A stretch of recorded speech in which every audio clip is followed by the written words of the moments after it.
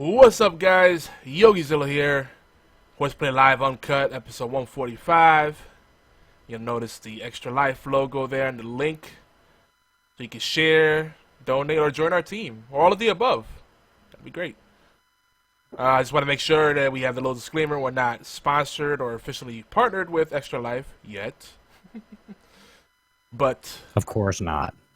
But we wholeheartedly support the cause, everybody that is doing it.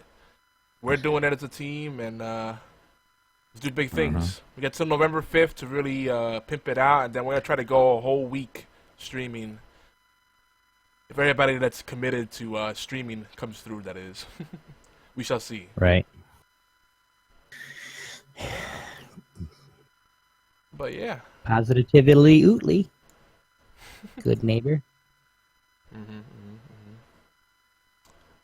That's pretty much the plan. We're talking a little fantasy football tonight. Fall TV's back. It is. It is. And I'm not recording anything out the fall series so far. My DVR is empty. Yeah. So frustrated I didn't check that this week. Oh, you didn't miss too much. Most of the stuff is still starting later. Either well, I know for a fact, like October. most of the stuff that I was gonna be watching is not starting until the first week of October. So I'm still safe, but I think there was one that started this week that I didn't catch, but we'll catch it. No, there were some new things that started up, and there were some advanced screenings and stuff, some season finales from the summer shows.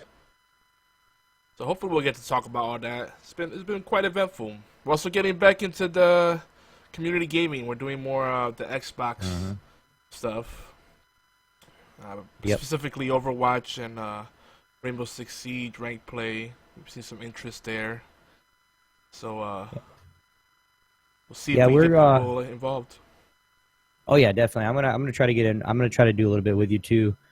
We've been over the last 2.5 weeks. We've been grinding pretty hard on World of Warcraft to get ready for raiding. We had our first raiding week this week, Tuesday and Wednesday. Unfortunately, we only downed one boss, but we do have a video up on my YouTube page of Nathendra, which is the first boss in what is it? The Emerald Dream, Emerald Nightmare. Sorry. So. We'll talk about that more on HorsePLAY. The Emerald Nightmare. That's a nice name. It has a nice little ring to it. Yeah. So. Yahoo! And we got a third co-host tonight, too. Oh snap! Surprise! Surprise, motherfucker! Damn, you beat me to it. Yeah, I did. Nice. Yeah, but you were gonna say surprise. I said small fries. Yeah. Anyway, that's true. That's true. If you want to check my that YouTube page I just linked, I want to make sure we shout them out tonight.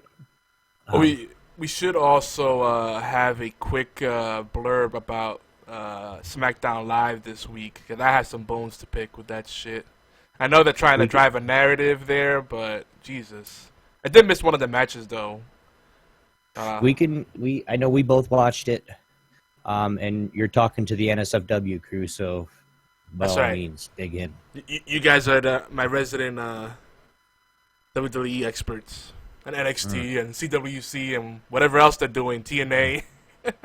well, don't forget What Culture and WCW. You know, New Japan, Pro Wrestling. Dude, yeah, you get all of them. Underground. Lucha Underground. Dude, they got that House freaking of Hardcore.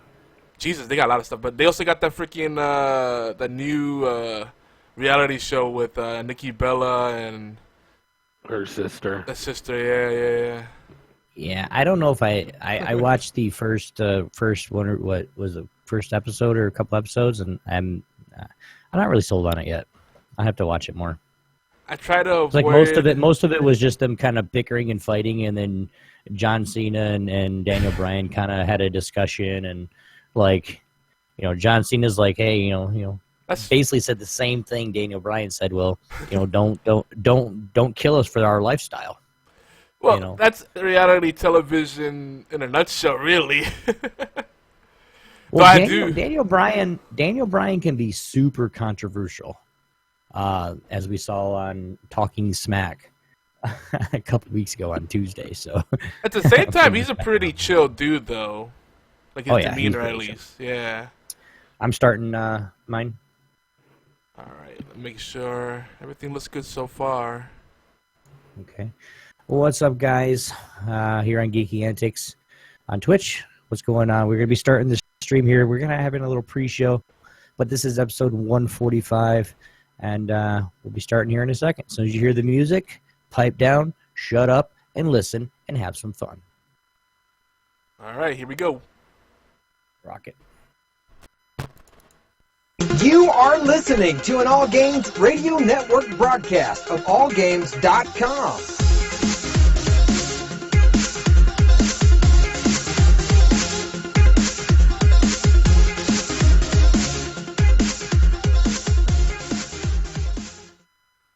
Hi, this is Normie from Knuckleballer Radio and Zombie Cast, and you're listening to one of my favorite shows on the Geeky Antics Network. Don't forget to check out the rest of the gang over at geekyantics.net. Warning, there might be rants and food ahead and possibly inappropriate behavior. Don't tell anybody though.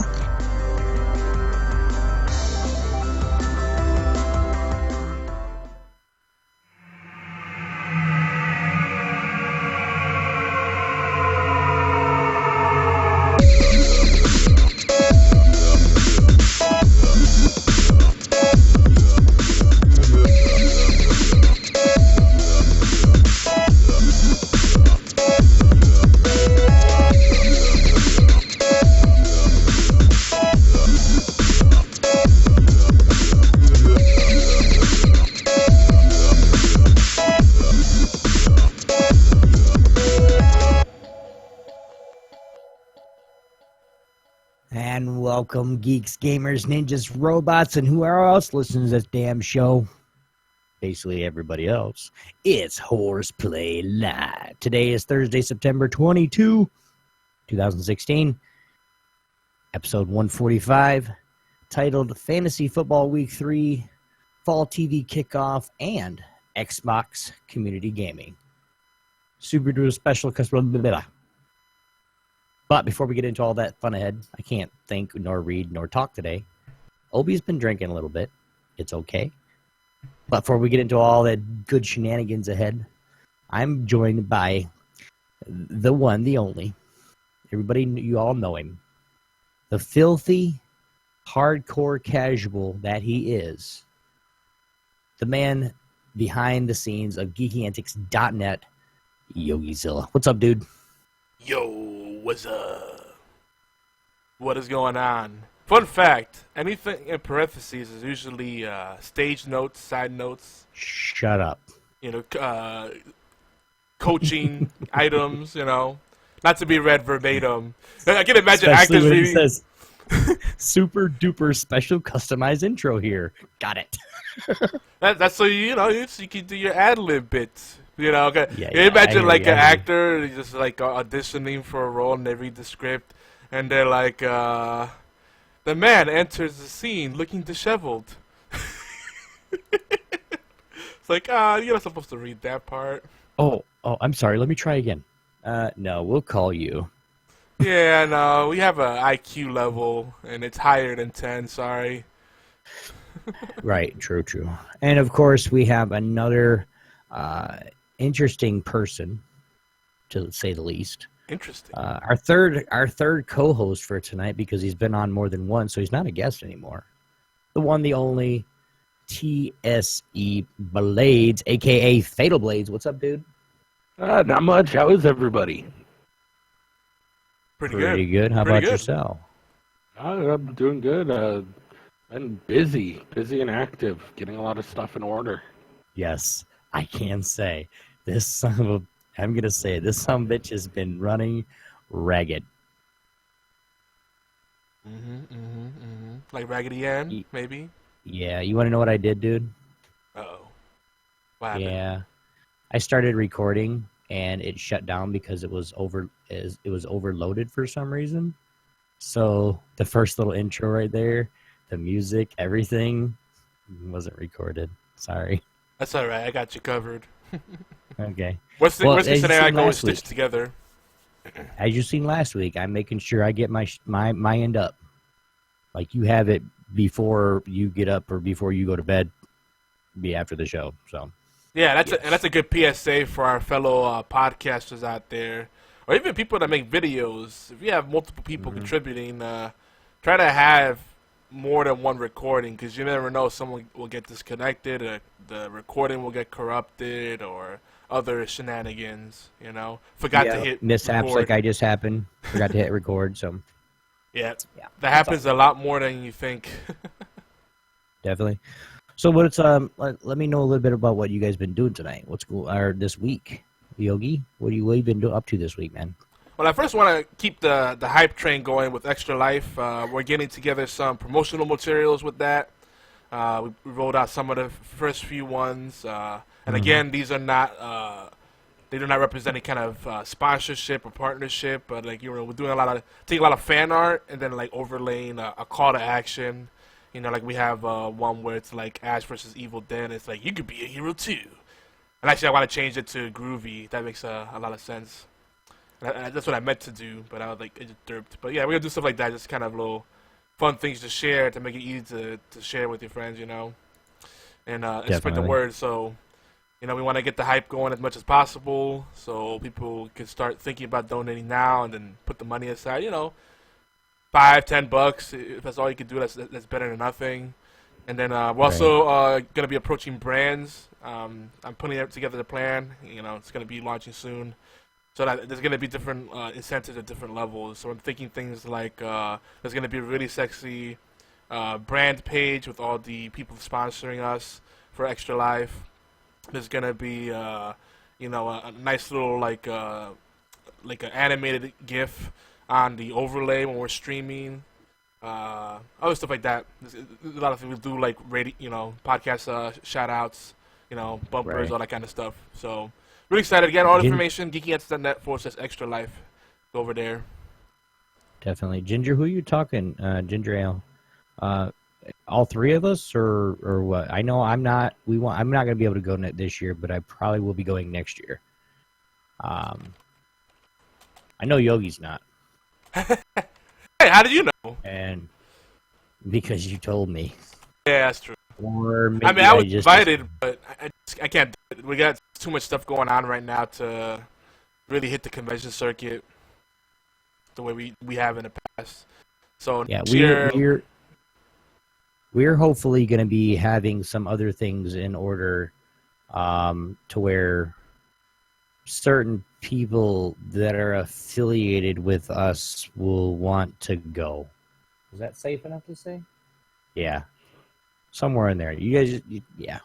Next year we'll probably be going, hopefully. Yeah, but if I do it, I want to do it big, like a lot of from the community going, the team going, represent the gang, in a way. Right. Well, and it won't be like it won't be something like I'll be representing me. I'll be representing the team, the org. So. It'll be fun. I guarantee it. Okay, we'll take a swap. Yeah, definitely get some swag. Let us know. Like, write a little thing in Geeky Antics, letting us know how your day was. You got any pictures? Post them. Blah blah blah. Because we'd love to know, especially from one of the fellow geeks. Like you are.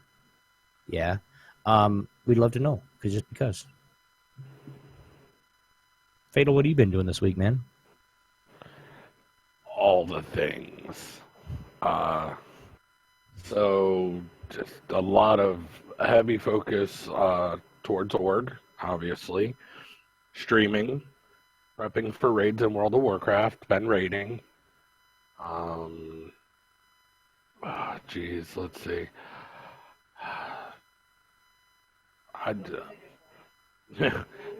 Yeah, lots of housework.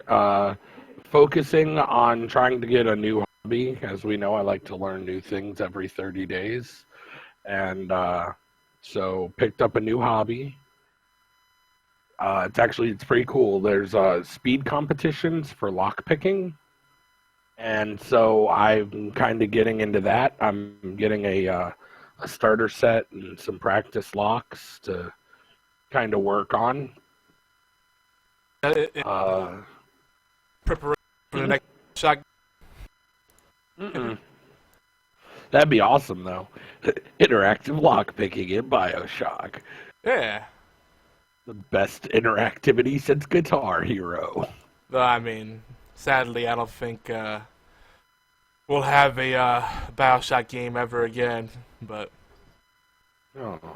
yeah, because Ken Levine, I think he was recently interviewed. He talked about how he wrestles with anxiety and depression, and he wants to leave it at a peak that it was, you know, not risk ruining the franchise or whatever. It's like, it was a big reveal kind of thing.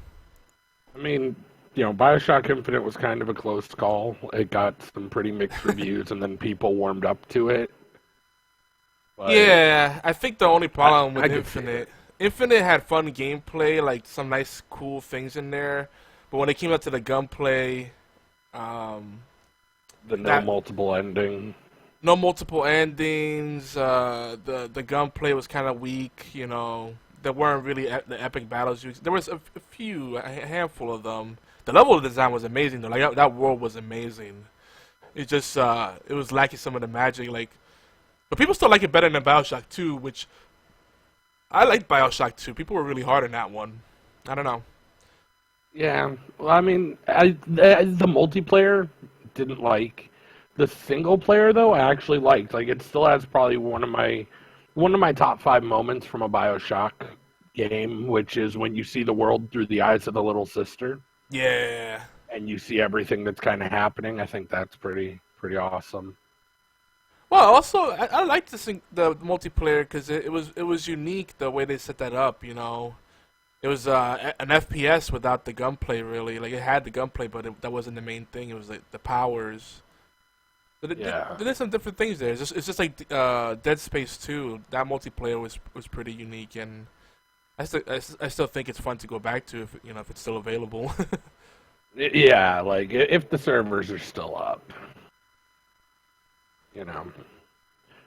But yeah, been streaming. Did some stream. Gonna be streaming more often. Actually, it's about to start being a main focus for me. So that's gonna be kind of fun. Gonna try and move to about 4 times a week for right now, starting out. Still debating what days I want to put together for that. Because some days will work, some days kind of won't. I want to get a general idea with things happening, what I'm going to be doing, That'll be fun, though. Yeah, definitely. I'm really psyched about everything's coming back together. Everybody kind of took a little break, and now everybody's kind of resurrecting. But by the way, shout out to Ginger Ale. I want to make sure we spell her name out. It's Ginger with a 3 instead of an E _ale. She's a longtime friend of the gang, and she runs with our crew, but she's kind of doing her own thing like most everyone else is doing. So that's tough. It's tough to sync up, and I understand that. We'll get there. But I also want to remind everybody that if you're an Xbox Live preview member, you could join the Geeky Antics Network group, the gaming club on there. The clubs, it's kind of buried in there. I'm surprised it's not its own app. But if you go into the community tab, just hit right bumper like once or twice. I'm trying to remember. You'll go up to community tab where all the usual activity feeds, all that stuff is at, and then there'll be like a section for clubs. They can join the club, and it's a really nice way to see what everyone's been playing, what everybody's looking to play more of, and kind of coordinate. Without having to do all the usual shenanigans of tweeting people, texting people, Facebook. I mean, we'll still do that. We just, matter of fact, we just relaunched one of our groups, and it used to be our group for Tom Clancy and a Division, just anything Tom Clancy, and really any kind of tactical shooter. But now we just made it to a general gaming community to kind of encourage more people to post and set up game nights and stuff like that. So spread the word on that. If you look up Geeky Antics gaming community, should come up. That sounds pretty cool.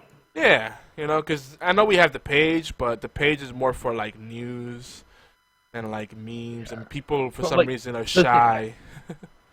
everybody likes gaming with friends. So, make some friends, get gaming groups together. Like that's the key, right? I mean, to me at least.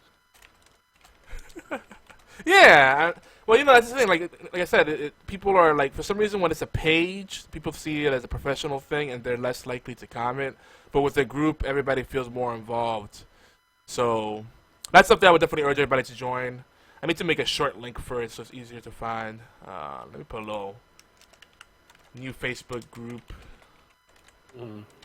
Make sure I don't forget Geeky Antics Gaming Community. We'll pimp that out.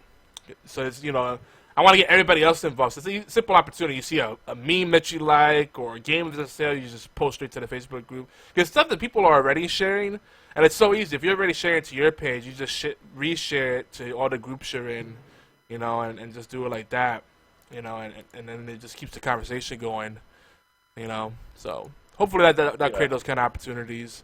The mobile app that we're talking about, that's still coming along. I had to push up the timetable. I was hoping to surprise you guys sooner than later, but we're working on the stuff for Extra Life, and it's gotta take priority right now, so we can get some sponsors signed up, some early donations, and firm up the team on that. And then we're working on some other projects too to make sure the bills are paid, because there's a lot of overhead that people don't realize. It takes a lot to keep everything going, so that'll take priority, and then we'll get to the mobile app, launch that, and that'll be another fun thing we can pimp out. And then that'll also integrate all the stuff we're doing on different social channels.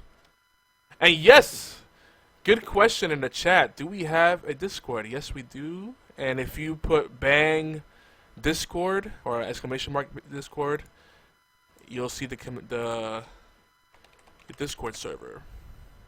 There's a permanent link too. Let me make sure that's right. Yeah, both of those links should work. Yeah, come on in and join us. Hang out here. Lurk with us. And a few of us have our own personal Discords. I know Obi has one. Cupcake Envy has one. I think Morgana might have one too. She has one. Yeah, I've lost track.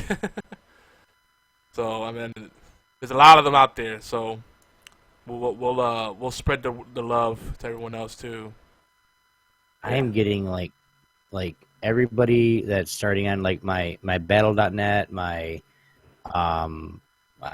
Steam, everything, because they can see if they can import friends from everywhere to see if your friends have Discord, because they're trying to make it to where everybody starts using Discord. Yeah. And all my friends from battle.net and Steam they're like, I average probably 1 to 2 invites a day. Yeah, from all the Skype stuff. Religiously. Yeah. Yeah. And the thing is, I love Discord, but I have a feeling it's going to be like everything else, where everyone's going to be like, oh, this is the bee's knees, and everybody's going to move over to it, and then they're going to start charging for a lot of the stuff. So I have a feeling they're going to do that too. I honestly have a good feeling they're going to do that. But it's going to be something to where you either pay for. I mean, they're going to have a free version, I believe. I'm really thinking they're going to have a free version, so they're going to keep that free version. It's just not going to be as good. You won't be able to, make ranks, or you won't be able to do this or that or this or that. And people are just going to go back to TeamSpeak. If they got to pay for it, they're going to go back to what they know and what they like. Yeah, I have a feeling that's the way it's going to be. But when they come out with video, that's going to be a game changer, and I see that being a good premium item. That's something that's worth paying a monthly or yearly fee for, because Skype is just too much of a resource hog, and video is expensive. Video stream is a very expensive thing to maintain on the back end. So, depending on how much it is and how good it works. I mean, if it works really, really well, if it's the equivalency, and hear me out when I say this, if it's equivalent or better than what Skype is video-wise, then it's worth it to me. Because the only reason... Well, yeah, but the only reason that we're using it... Sorry, I gotta adjust my mic. The only reason that we're using it is because, we use it because it's the only video service out there, almost. I mean, you got Google Hangouts, you got other stuff and all that other but you can't. It's if it's any way, shape, or form good at all, it's game on. Yeah. And there's other alternatives to Skype out there right now. It's just they're either janky or they're not really supported anymore, or they have some weird, revenue model that's just cost prohibitive. So, yeah. The other thing about that is interesting. This is kind of a newsy item.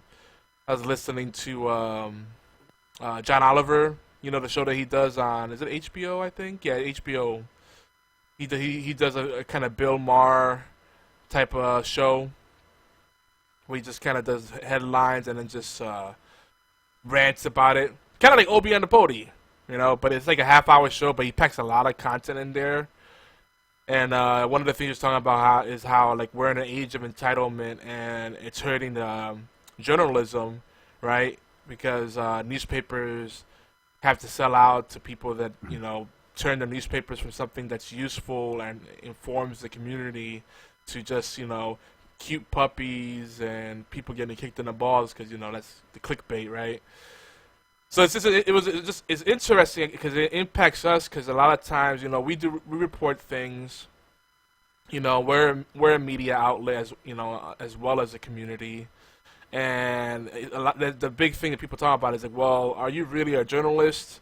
And I think that's an interesting thing. Like, all right, well, because I always say, like, name something what it is. Like, rappers that mumble and don't have any lyricism shouldn't be calling their music rap. They should call it something else, make it their own genre. And then, Right. and I feel like that about a lot of artistic things. So you look at journalism, there is a responsibility there and a level of professionalism that not many people uphold. And I like to think that we report things that people want to hear about, need to hear about. We don't really do so much of the clickbait stuff. I mean, that's the thing you do if you want to drive a lot of traffic and just get nice vanity metrics. But, like anybody could be like 10 things you won't believe that celebrities did or blah, blah, all those kind of shitty clickbait things. Yeah, anyone could do that. But when you talk about the issues that are kind of going unspoken about, but people are thinking about, I think that's journalism. And I look at the physical newspapers. I think they still have a place because we've become kind of accustomed to getting our news for free. But the quality of news has dropped, dramatically. And then what little good news you find is all coming from like the same handful of sources, because no one's getting paid to do the work because no one feels they should pay for information. So it's just an interesting thing to think about because, there is power. Content costs money to make. The time cost alone is huge. Then if you're doing research and really, backing up what you're talking about, that's huge. And so I think it's something really important for us to discuss and think about, for our fellow podcasters, our fellow, people, anyone that has a website, that runs communities, any kind of media outlets, content creators. I think it's really important insight there. And, part of it is that people don't have the disposable income, rather, that they used to. But I think a big part of it is really the entitlement of, why should I pay for that when I can get it for free? There's something to be said about paying for quality and protecting these things that really serve us well and are for the common good. You know what I mean? Yeah, I do. Yeah. Ginger, to answer your question, it would be smart to do that, and like he was saying before, I think with that, if they do a yearly or monthly, it would be like literally like $5 a month, or say $50 a year, or something of that sort, to where they're going to make their money, because people that want video, which, if you think about it, a lot of the podcasters that like to do, I mean, you guys see me here on right now, but like a lot of the podcasters, they want to have video so then they can interact and people can come live and actually see me talk and, make the funny looking faces and all that stuff because they really want it. Now, would I pay for it? Damn right. I would definitely pay $5 a month. or $50 a year or something like that. I pay $60 for Xbox Live. I pay $30 a year for EA Access. I mean, there's just things that you're going to pay because you're going to use it a lot. Keeping the rest free, I totally like what they have now. Exactly what they have now. Keep that free, and then Cam, better. They'll give you the option for better. To have Cam, better audio quality. Something special with the chat rooms and stuff like that. Then they just charge a few dollars a month, and they're going to make a shit ton of money. It's just how they're going to. Yeah. Well, that's the thing, though. Like, they're going to definitely ease people into it because, again, it's an age of entitlement. We feel like everything should be free. I mean, like, I this month I've been dealing with several clients that, the common theme has been, oh, I could get my brother, or I could get my my cousin to do that for free. Like, all right, good luck with that, Like, people devalue things so much because, things like Fiverr exist, or you could hire someone in India, or you could find a free version. There's open source stuff everywhere. And that's great, but, if everything was free... You're going to get what you pay for, and you're not paying shit, so you ain't going to get nothing much good. Exactly, and not for nothing, but if everything was free, no one would have jobs. There wouldn't be any way to pay anyone, So eventually, right. We have to let that weigh on our hearts and say, well, this is something I really get a lot of use out of. Let me throw a donation, let me throw a tip, let me get the premium version, even though I don't really need it. Well, if people would actually think like that in the first place, because you think about it, if people would actually, and they see what we're doing with Geeky Antics, and you say, hey, I really like this, but people don't think about what they can do. It's, what can I get Yogi, and I'm going to use you because it's happened before. What can I get Yogi to do for free for me without me having to pay him? Oh, yeah. And it's, guys. Oop, did I lose you? Uh-oh. Man, he has his own family and the 30 kids. He's got to support those kids.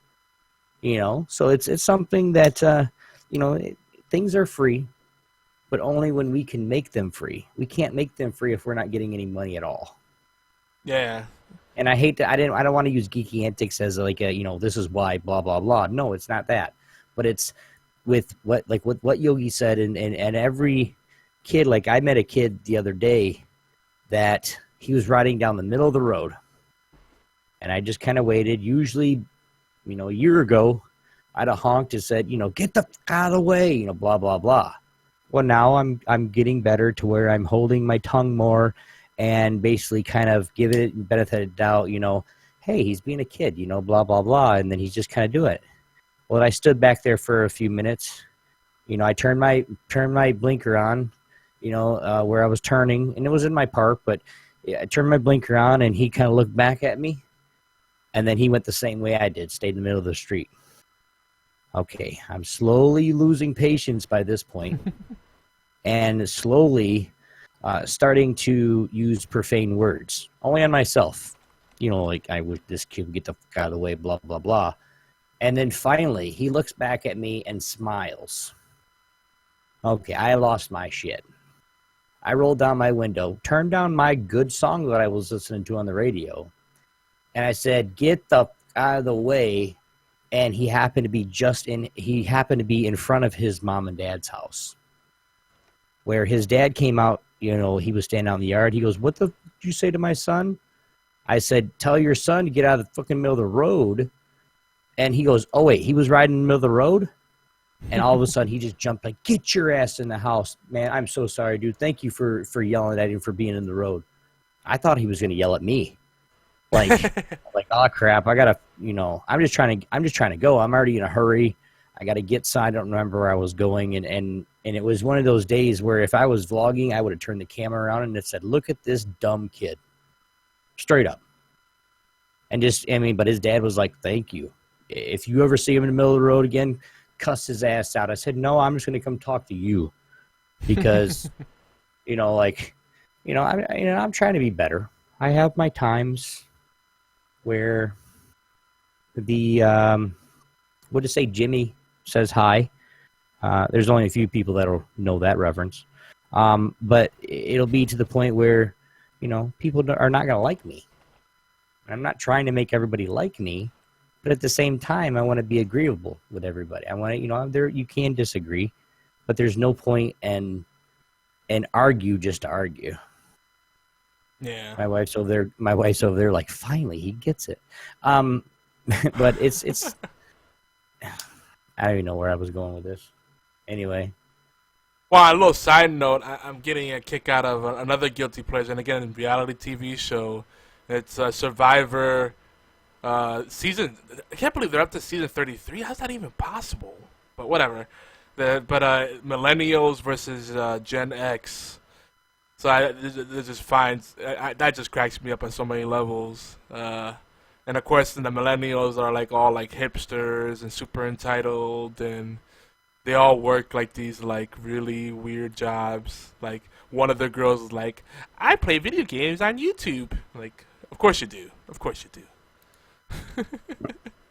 And then there's not to knock that, but it's just like those are the people that are not really representing what we're doing very well, because they're like bragging about it, like, "Yeah, I got a really cool job and you don't. Ha ha." It's like, oh God, stop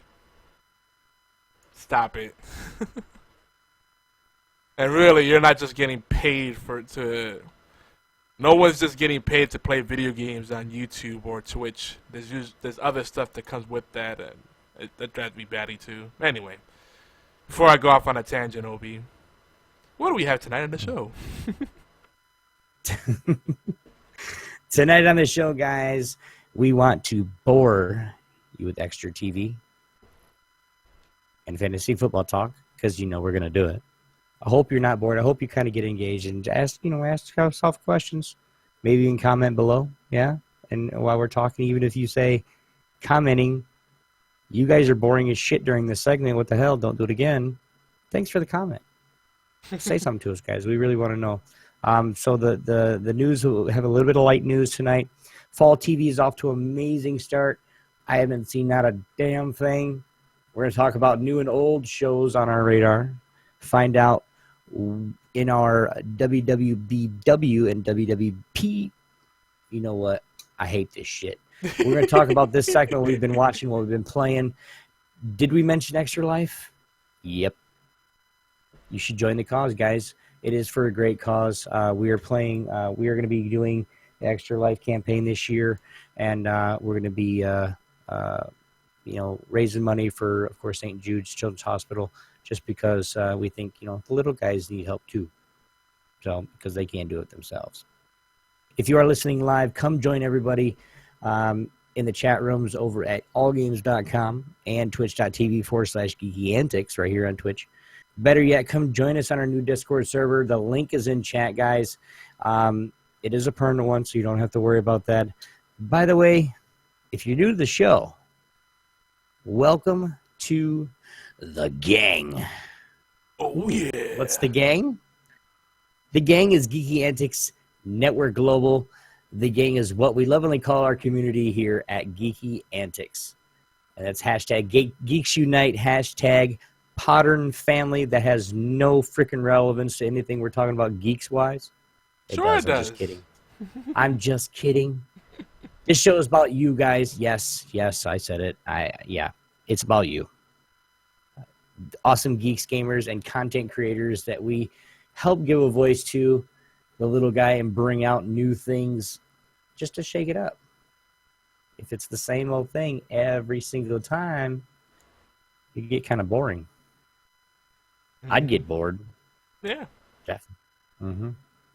Yeah. You got to tickle the proverbial pickle. Or that. HorsePLAY Live is where geeks come to play, and Yogi is weird. Yep. I try. We are the flagship talk radio show for Geeky Antics Network in collaboration with AllGames.com, Tangent Bound Network, TuneIn Radio, Stitcher, and more.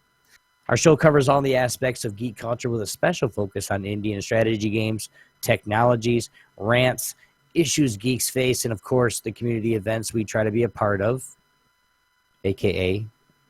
Extra Life, or put on ourselves. Did I mention we rant? A lot. Like, we'll just be talking about a subject, and then one of us, literally one of us, one of the three, because we all do it. Blade's not so much, but one of the three will just pop off and be like, you know what? We're talking about ice cream. And you know what? Goats have really weird shaped hooves. And just go off on it. So if we do that, guys, please, we're sorry. We have to. Sometimes we even talk about tabletop and retro gaming and food. That just because. Why not cover more aspects of gaming? And who doesn't like talking about food? Come on. Except our bowling partner tonight. Our bowling partners got there, right? And you guys, it's the team is take two. Okay? You guys know my name is James and Fifi's is Melissa. Well, our teammates' names are James and Melissa.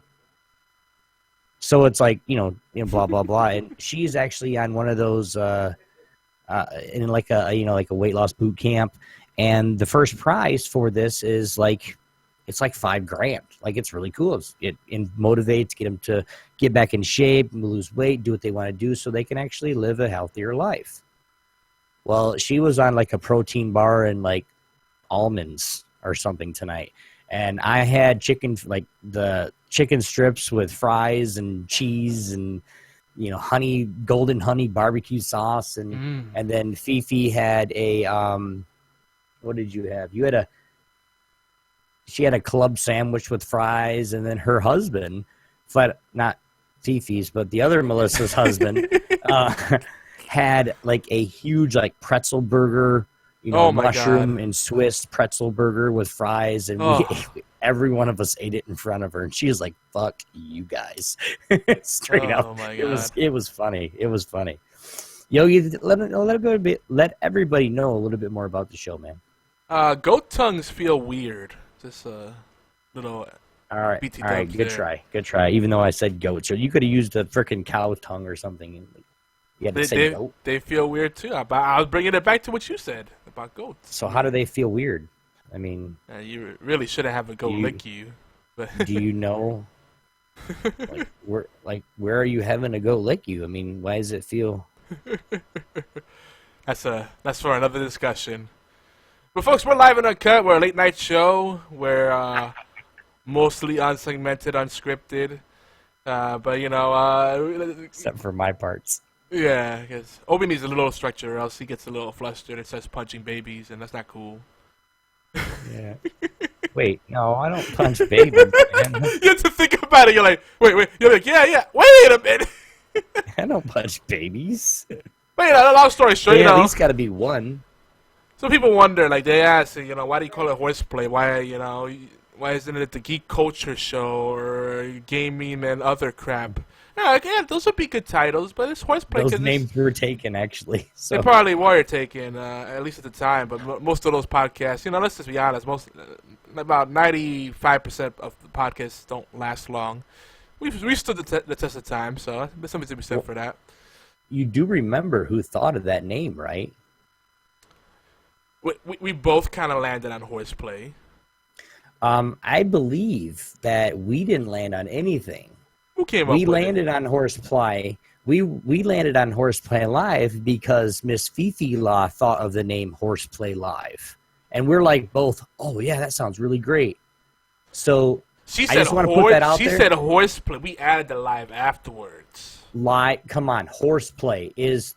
Grant came up with the live. I'll give you the live. See? I remember it distinctly. She did come up with it. Because we were saying shenanigans. Think about it, man. Horseplay.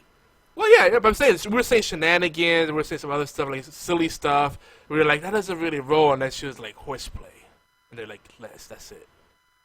Exactly. She thought of it. So, but that story just to illustrate that we just have fun. That's really what it's all about. And, it's a team effort. It's a community-driven thing. See, Fifi came out with that. Will you just let me earn my goddamn brownie points and shut it and just keep going? I did. I said she did, and she helped us. It stuck. It's a beautiful thing because I can't picture us being anything else. Now, sadly, there is another horseplay out there, but like it's like by some guys in like Scotland, but it's not even related. It's not even active. Like I found that out after the fact. Like I don't know where they came out of. Cause initially when we searched, there was nothing out there. But it was like a music group called Horseplay, and then there was like a podcast. But they're all dead. They don't count. We're the real Horseplay, like the real Ghostbusters. Do you want to argue with me about who came up with the name? No, I told Obi. I already said You can play. I said he came up with it. He didn't come up with it. I said you came up with it. I came up with it. Yeah, Oh, okay. he's being a butthead though. That's normal. All right. All's forgiven. I don't have to go crazy on you or anything. No, you don't. You can handle it. What the fuck is that? What the hell am I not hearing? Obi's gonna feel left out. That BFT makes me 9000 nervous. house. What makes you feel nervous? That makes me nervous when I'm listening to you and I don't have any way of hearing what's actually being said on the other end. Oh, we were totally plotting. Like, she was just like, you can't handle it. I hope he can't handle shit because, what are you talking about? Don't make me, I'm going to have to kill Yogi now, damn it. Oh boy. BFT also wants to make sure. Laughing his ass off right now. BFT also wants to know that horseplay is also a line of horse porn. That is very important. We do get a lot of love from the furries and people into the bestiality and the bronies too. I mean, we got a very diverse audience. I gotta say. Not that we condone those things, but you know, we don't judge. Just doing it in your spare time, behind closed doors. Long no one's hurt in the process. Why not? Wow. That's amazing. Don't forget, nerds. Horseplay Live is every Thursday at 11 p.m. Eastern Time, 8 p.m. Pacific, 4 a.m. GMT on Twitch channels Geeky Antics and simulcasted over on channel YogiZilla. Okay, for those that are feeling left out, nerds, geeks. Yeah, okay. Sorry. And bronies. I know the geeks are like, oh, I'm not a nerd, I'm a geek. Well, you're your ass. You know what? Yeah, well, anyway. There is a distinction. I'll accept either one though. But we do simulcast it over on YogiZilla, like I said. But that's for those that are watching on mobile or that just have really crappy connections, just because think of you guys too. Horseplay is also available earlier on Thursdays at about 5 p.m. Eastern Time on the network that started the G4 TV All Games Radio Network, allgames.com. Now that's going to be last week's Horseplay Live replay. Horseplay Live replay, because we've had to put live in there. Basically, today's show at 5 p.m. was last week, so this show will be next week at 5. If you did miss anything of this show, so yeah. Well, technically, it's just Horseplay replay because it's not live. This is the live show that you can join. But you said we stuck that live in there. That's part of the name. It so is. I'm using for this it, show that is right part now. Of the name. But Horseplay replay is its own thing. Horseplay Live replay. You said live is part of the name. Horseplay replay is the spin-off that we put on all games. It's the post-production repeat. The brand is important, and we can't call it Horseplay Live because not live. That we have to make a distinction for all games because a majority of the shows are live. So when it plays there, people are like, "Is this live?" No, it's a replay, so it's in the name. See, I think about all this stuff. Okay, well, you need to be more. You need to think about what you're saying, because you said the name of this podcast is Horseplay Live. So therefore, when you go off and do a replay, it's Horseplay Live replay. Now, people don't know how to read or actually see the thing. I mean, that's just that's how it is. But I wrote it for you verbatim. Like I put it for you in italics. Horseplay replay. Then it rolls better. I'm giving you. I know you are. You're being a butt. You just not let it roll, bro. Yeah. So do you have an OB on the podium moment? I hear you have a rant tonight. I do have an OB on the podium moment. Okay, now you guys know I am not. I love everybody or I hate everybody. It's either or. Okay. I'm not racist myself, and I don't condone it. There's no point in it. But the one thing that I cannot stand is just because I have, and I'll put this in context for everybody, just because they're like, what the hell are you talking about? I have friends all over the place, different races, different ethnic groups, different religions, everything. Okay? I have black friends, I have Mexican friends, I have Puerto Rican friends, I have white friends, I have Australian friends, I have Jewish friends, I have every kind of friend. We happen to be, me and a couple of my black friends, we were going out and we were just walking through the store, and we were in the, I think the produce section, and all of a sudden we hear a guy, just somebody behind us. Yep, they're going towards the watermelon. Wait, what? What? And we turned around, or my buddy turned around, and he goes, "What did you say?" And he walked off. We knew what he said, but I don't understand. Okay, it honestly pisses me the fuck off when just because they are Mexican, or just because they are black, or just because they are Chinese, just because whatever, they like certain things. You stereotypical bastards need to shut the hell up and actually think and use your brain. Okay? Because guess what? I am one of the whitest people that you will ever meet in your life. And if you see me, I could blind you. I'm Seamus White, okay? And I love fried chicken. I love watermelon. I love Kool-Aid. I love chitlins. I love collard greens. I love pig feet. I love everything they love. It's because it's good damn food. Stop stereotyping people just because you think you know what they are, just because of what color they are or what race they are. That shit doesn't matter. God damn it, guys. I apologize for that word. But damn, dude, guys, come on. There's no point in it. Well, just because Yogi's Puerto Rican, does that mean he can make a good taco, huh? What the hell? I'm serious. I'm serious. Like, or you know what I mean? Like, just because like I have Mexican friends, just because they're Mexican, they know how to make tacos. That's not true. Just saying, it's not true. Word. But chill out on the stereotypical bullshit that you guys are all putting up there. And I'm not pointing at one person or another. I could call this person out, but that's kind of bad form, bad etiquette. I'm not gonna do that. But damn, guys, chill out on that crap.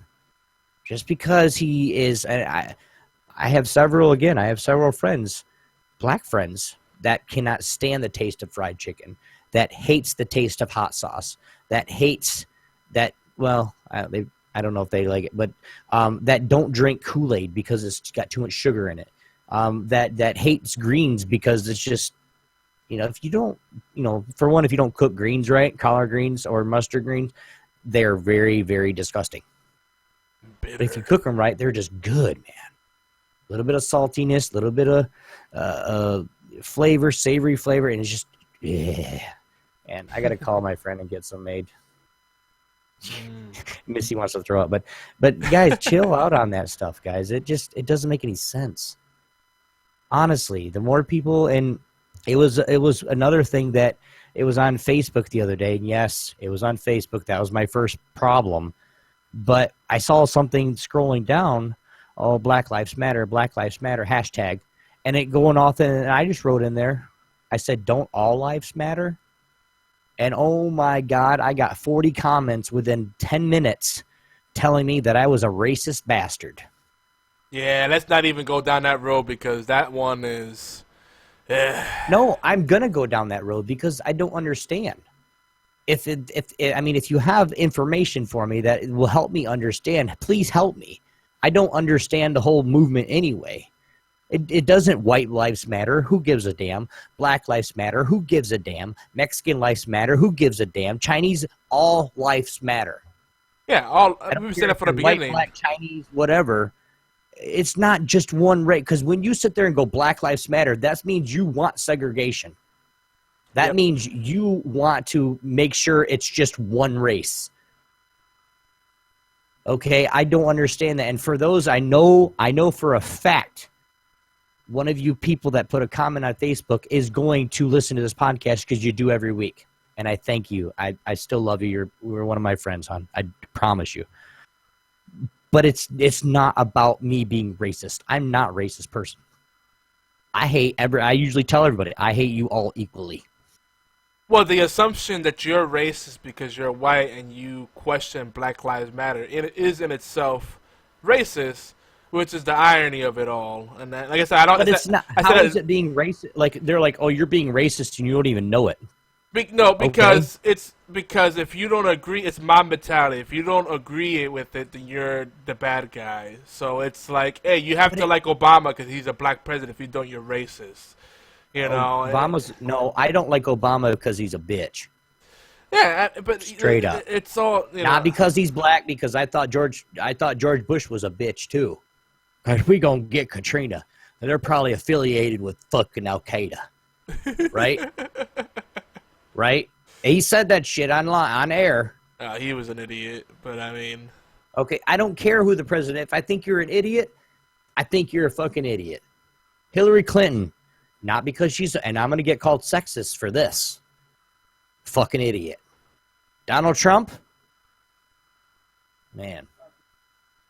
Okay, Miss Fifi said fucking idiot.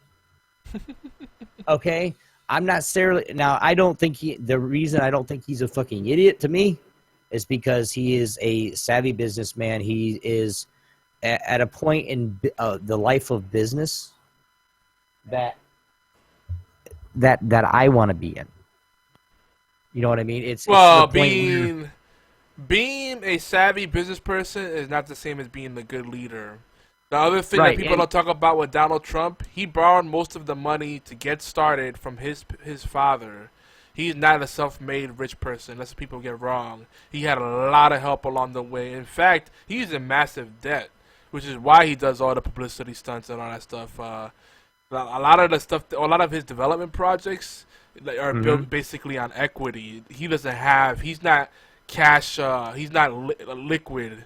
I can't think of the exact word, but he doesn't actually have the cash what people think he has.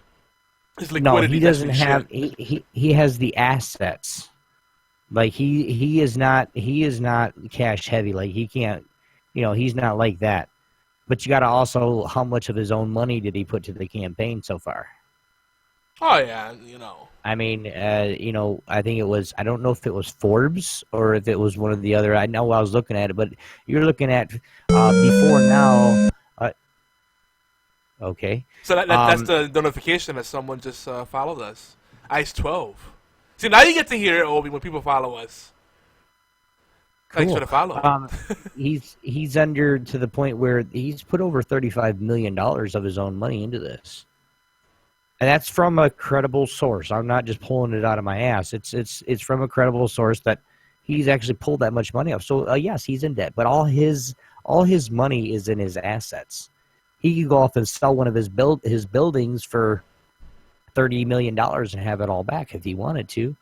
But it's the revenue that's making him that $5 million a year.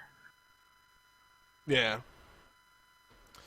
Yeah. Well, there's more to it too, but that's not someone. He's not talking about putting our country in more debt. That's not someone I would want to model my my life or business decisions after. He's not a good role model, not a good leader. I'm not saying I want to model my life or business decisions after. I'm not saying you are. I'm just saying in general. I find him some of the things that he does business, I think, is genius. Yes, I know he didn't start with. He's not a self-made billionaire. Okay, even Mr. Microsoft himself is not a self-made billionaire because he got money from his dad when he started all this shit. Yes, he did create a lot of this, and by creating this, he made lots of money very, very quickly. But guess who lent him the money to put those patents in, to put those stuff in that he needed to have the hundreds or thousands of dollars? His dad. I don't think there's really one person in the world that is a self-made money man. I mean, there are a few. They got their start from somewhere. Yeah. We all have help. But I think we should move on to the news before we go off on any more rants there. We do. And now, it's time for the obligatory news and rants. Ding! That was pretty good. I like that. Did you like that, Echo? Yeah. It tickled my ear holes. I thought you'd like it. I They're don't know. very- I have to very listen pleased. to it yet. So we're gonna try to go through these quickly. Some of them are rant worthy. Then maybe we'll talk briefly about some deals, fantasy football, some TV, and that's probably all we have time for tonight. We got a lot of rants today, but that's good. That's part of the fun. So first headline. I don't know if you guys saw this on the Facebook page, on our Facebook page, facebook.com/geeky antics. Make sure you like and subscribe to our news notifications so they come up in your feed. But Japan's population is apparently in danger due to a greater number of single people and virgins than ever, or at least in the past. I think they said the past 40, 50 years. The people are not interested in having children. They're virgins. They're happy being single, and this is an overall trend. And they also reported this over on the All Games Facebook community hub. And people say, well, it's based on a survey, and people lie on surveys. Yeah, but no matter how much people lie, it still shows a cultural difference. Like here in the States, we're all about, it's collecting things and acting like we're a big deal. So it's all about, sex and violence, and rock and roll kind of thing, or hip hop if you're more that kind of person. But most people in the United States brag about how often they got laid or when the last time they got laid, And in Japan, it's pretty much the opposite. Like I have Japanese friends that are single and they're in their 40s, 50s, 60s, and they're perfectly happy with it, and it doesn't bother them. And I even try to hook them up, and they're like, nah, I'm good.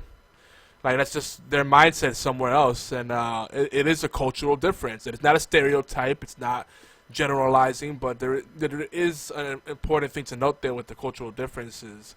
So just check out the article. It was on the Washington Post, and we saw it reported.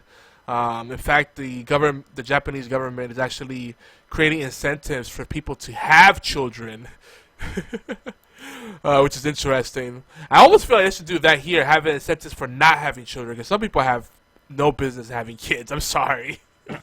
There's just some ghetto people that they just want that tax break, and they can't afford it, and it becomes a taxpayer's burden. And I don't want to sound grabby. Children are a blessing, but there's just some people that just have no business raising children because they just put them in front of a TV and ignore them and let them do whatever they want. That's not parenting. I'm sorry. That's going on autopilot. That's another rant, though. So anyway, check out the article. It's very interesting. I'm always intrigued by Japanese culture, and it's just really interesting how a culture that we are so connected with and so into is so starkly different from our own. As modern as they are, in so many aspects, they still have very conservative aspects in their culture. Some very interesting discussions to be had there, I think. Apple fans are still taking pot shots at Android due to the recent Samsung Galaxy Note 7 recall. All the memes are out, exploding phones, people, burnt faces, they had all these different horror stills turned into memes, and funny. But people they really overreact to this. Like, don't buy Samsung, don't buy Android. iPhones as they come. You know what? I'm just gonna say, I rather phone face to Dude, I know Fifi loves her iPhone. She loves her iPad. We're gonna end up getting her a MacBook. So then, because the reason she likes it, from what I know, the reason she likes it is everything is, no matter what device she's on, it's all in the same exact spot. 'Cause it's all Apple. I mean, I know you can do that with some of your other stuff with your like an Android and then a tablet and stuff like that, but Apple, it just makes it so much better. Now, am I ever going to get, I mean, I tried the i6s when it first came out. And I think I had it for 3 weeks, 2 weeks. No, I'm sorry, 3 days. And I went and took it back. And so since I was under the 14-day return policy, I basically gave it back to him, traded. I mean, it was brand new stuff. Nothing happened. And I traded it back to him, and I said, I want this one. And then that's when I got my new HTC. But it's not that HTC is just better in my, well, it is better in my eyes, but like, it's not that point at all. It's like, I've tried Apple. I've tried to, that's the reason I don't want an iPad. I want a Microsoft tablet because Apple is just not for me. And that's just some people. Like I said, she loves it. I know plenty of other people that I know, Syndicate. If you guys know Syndicate from England, he goes by Apple 124/7. 120. That was a good one. And that's what he does. That's what you guys see. All his vlogs are done by an Apple. And it just, but it's just some people like it, some people don't. I will never get one again. I know Yogi will never get one again. I don't know. Fatal, are you pro Apple or? No. Don't like Apple. Just not a fan. Yeah. My two big problems with Apple is that they're overpriced products and that they lie to their customers. Now, what they do well is they make a product that's very simple to use and functional and stylish out of the box. And that's fine. But the trade-off is that you lose freedom with that, the freedom to think for yourself and the freedom to have options. That's really the reality. This is why the term jailbreaking your phone was coined on an Apple device, not an Android device. Because you have to jailbreak it in order to really enjoy it if you want full control of the device. You didn't really start hearing that until iPhones really became big. It's like, I'm going to jailbreak it. Like, well, what's the point? Just get an Android. Anyway. So, I don't want to belittle Apple people, but generally, most Apple people I know, my personal friends and family, they're folks that don't like messing with technology. They don't like being overwhelmed with options. They want something simple. They're not very tech savvy. They don't like going under the hood. They just want something that works and does what they want it to do. It's not that you can't do it on a PC or an Android or whatever, but they like the ease of use of Apple. And it's been like that for a while. That's why people in the music business and, people that do videos still use Apple computers. Not because they're better at it. It's just because they can't figure out anything else. That's just a simple fact. But anyway, enough my Apple rant. Honestly, as much as I love Android, I still have times when I actually legit miss my BlackBerry. But BlackBerry didn't step up their game. If BlackBerry stuck to making devices and then maybe they had like an Android backend, that would have been the perfect device for me. Well, someday in the alternate future, alternate reality, I'm sure that's a thing.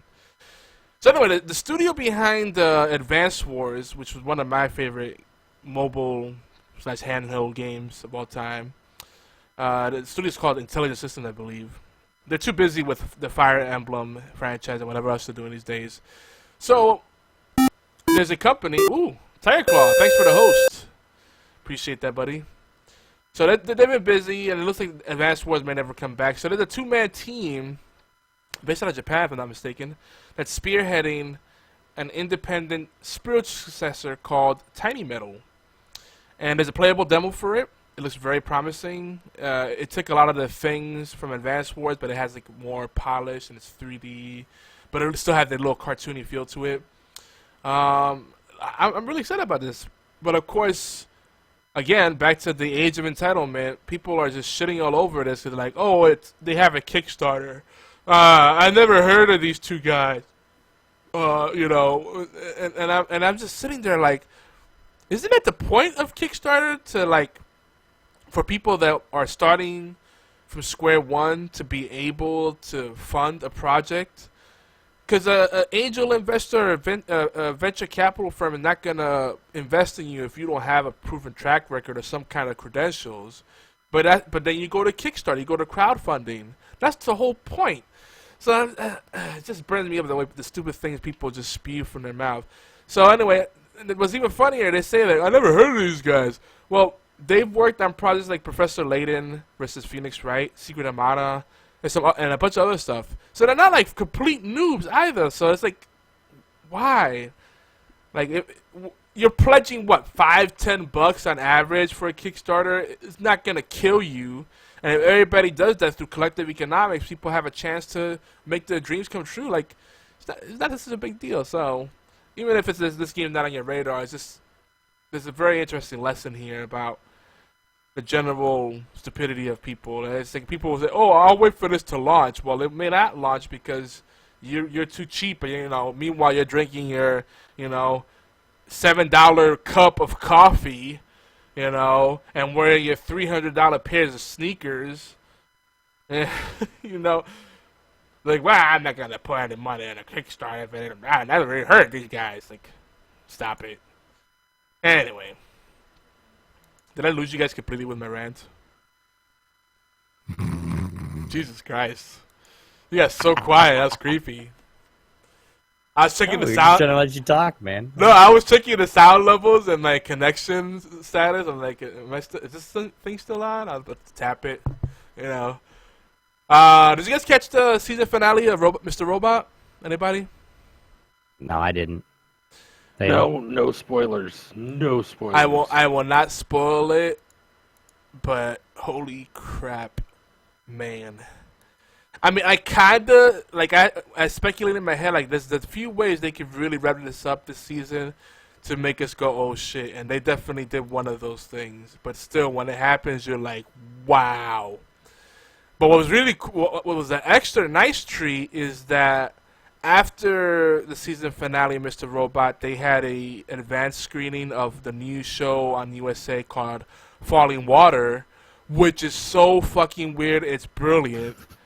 And it was commercial free. That's coming in October 15th, I think. And I think it's gonna take over the slot that Mr. Robot was in. And was that Tuesday, Wednesday, I believe. And they also were showing teasers from the anime to live action film translation, Ghost in the Shell, starring Scarlett Johansson's Bottom. Oh, okay. Yeah. See, that got your attention. They had like 3 different teasers, and it looks pretty intriguing. I mean, people are like, "Oh, it doesn't look like it's true to the cartoon," and blah blah.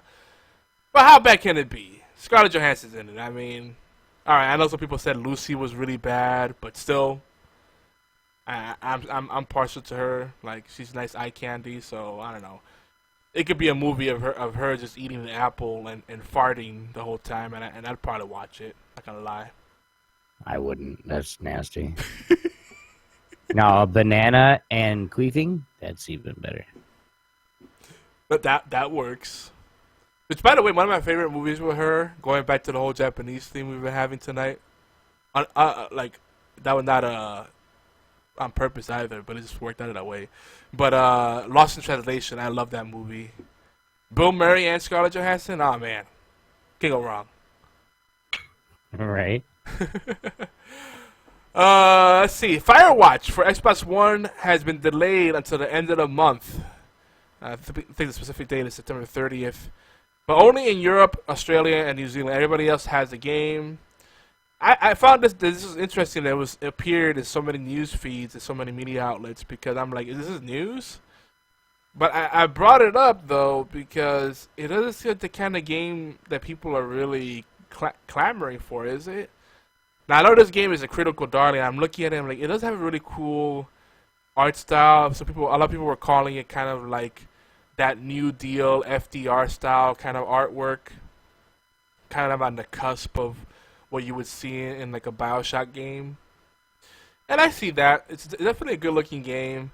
But I don't know. The more I look at these walking simulators and these interactive movies, I'm like, is this really what people want? Or are we just that bored? Like, I don't know. I guess I'm more discerning with my tastes. But it looks cool, you know. In a make-believe world where I have an endless supply of disposable income, I'd buy games like this and play it for a few minutes and then ignore it, never play it again, and not feel bad about it. But in the real world, it's a pass. At least for me. Too many great games to play right now as it is. So I don't know. That's just me. Some quick deals for cheap bastards. Assassin's Creed Chronicles China is available on Xbox Live Games with Gold, along with Earthlock, which I talked about last episode 144, HorsePLAY Live, and Mirror's Edge, which is an Xbox 360 backwards compatible title. We talked about Halo Forge, the free bundle that's on Windows 10. It basically lets you play all the maps and all the custom modes, and also create custom maps, the custom modes, and do multiplayer only, but there's no single player option. So I'm like, basically you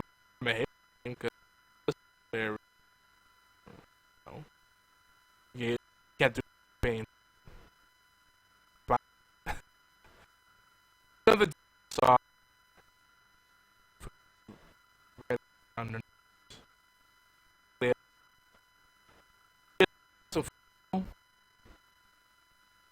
Yeah. Yep. I'm ready. So sign us in, Obi. You know what to do with this part.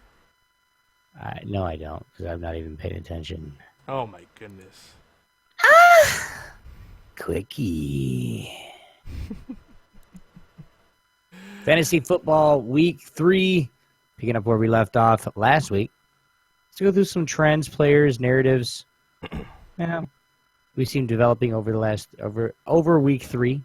I can say right now, before I go any further, Blades' week 3 is looking pretty dismal, and my week 3 is looking pretty dismal. Like, I'm getting people like suspended left and right. Homeboy's getting hurt. Like, we're gonna run out of. Like, I'm glad this is a small league this year because we're gonna run out of players.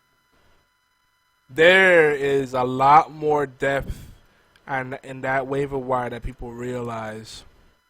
Oh yeah. So that's one thing. Nope. The waiver, dude, I already told everybody, like, the waivers for this league, there is none. You just make the trade. If you can make the trade and put him back in your spot. Now, I do want to give her props. I want to give her fucking huge prop.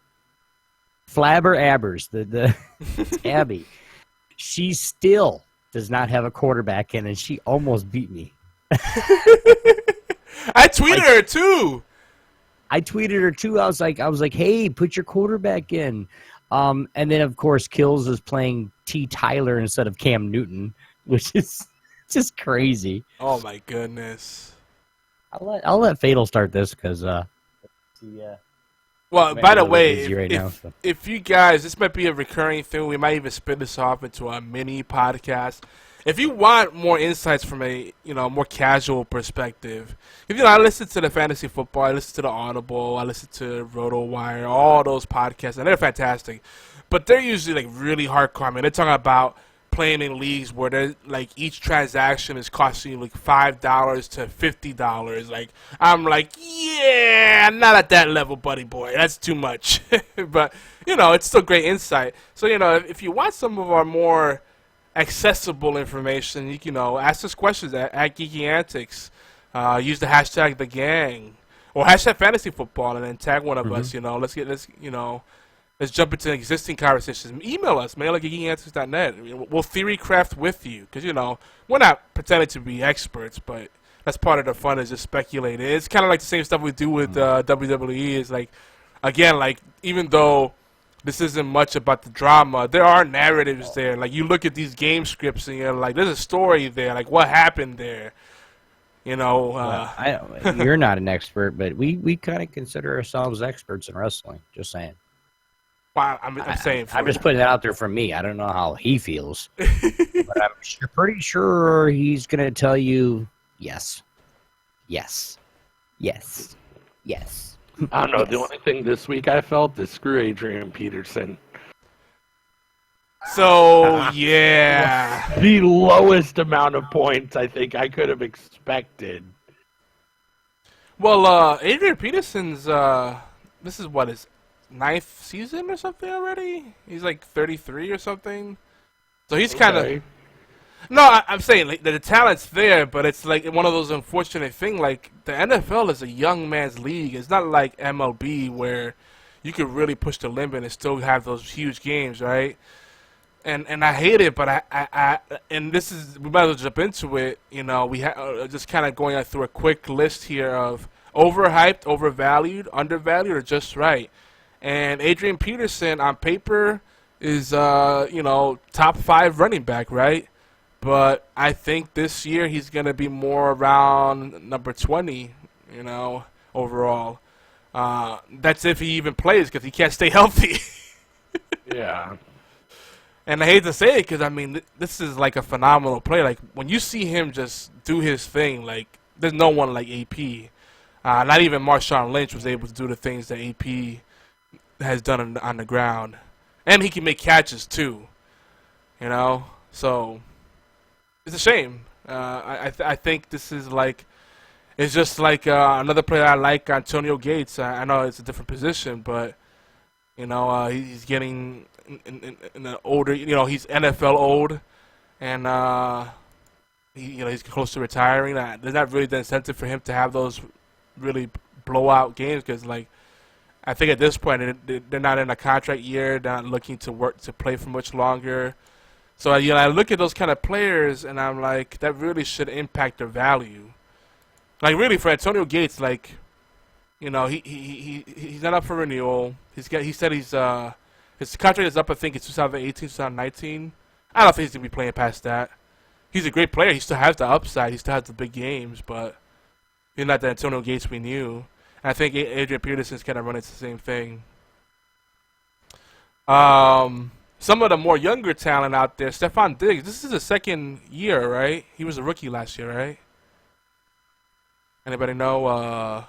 Ravens, Sam Bradford's main target. Anybody? No? Okay, good to talk. Stephon Diggs, I'm going to say, is still kind of undervalued, and I expect big things from him.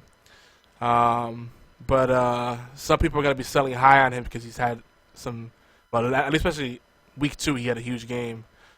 Antonio Brown was disappointing, but he's still, top 5 overall in any format.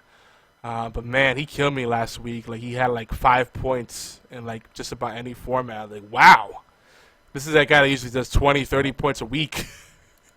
I do want to say before we get too much into this, it is Onyx Titans versus Geeky Antics PP Touchers this week, which is me versus Yogi, guys. So. Oh yeah, let me check I think we had some games tonight. As I drop shit on my desk, I'm gonna check the score. Actually, I don't think either one of us had a player that played tonight. Let's check the game center. No, I don't. I have Sunday and Monday, and then you have Sunday and Monday too. So you got 2 people on Sunday or on Monday, and I have 1. You're projected to win. I am projected to win. I'm scared of. I'm scared on your team. I'm scared of Devontae Freeman, because I know he's had some underwhelming games, but I still think he's still one of the best running backs of our time. And if they give him the workload and he's feeling it, that dude is scary. The problem is they kind of have a committee approach right now at the Falcons, and they also kind of seem to be leaning a little more heavily on the passing game, especially getting their tight end Jacob Tammy more involved, which I anticipate his value is going to go up. Right. Well, and I have give me a second. I have with Matt Stafford too.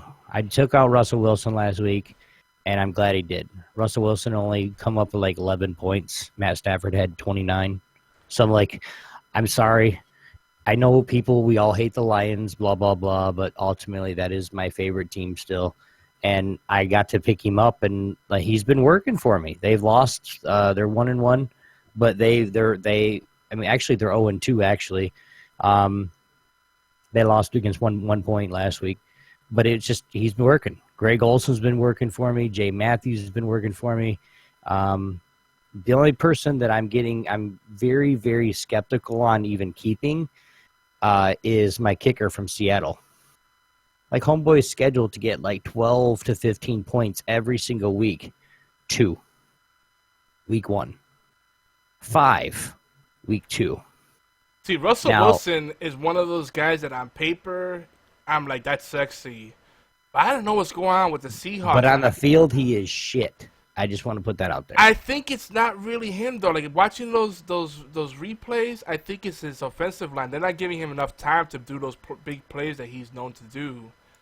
There's something that's not jiving there because they have the talent, but it's like, I don't know, they're out of sync. Something. It's weird, man.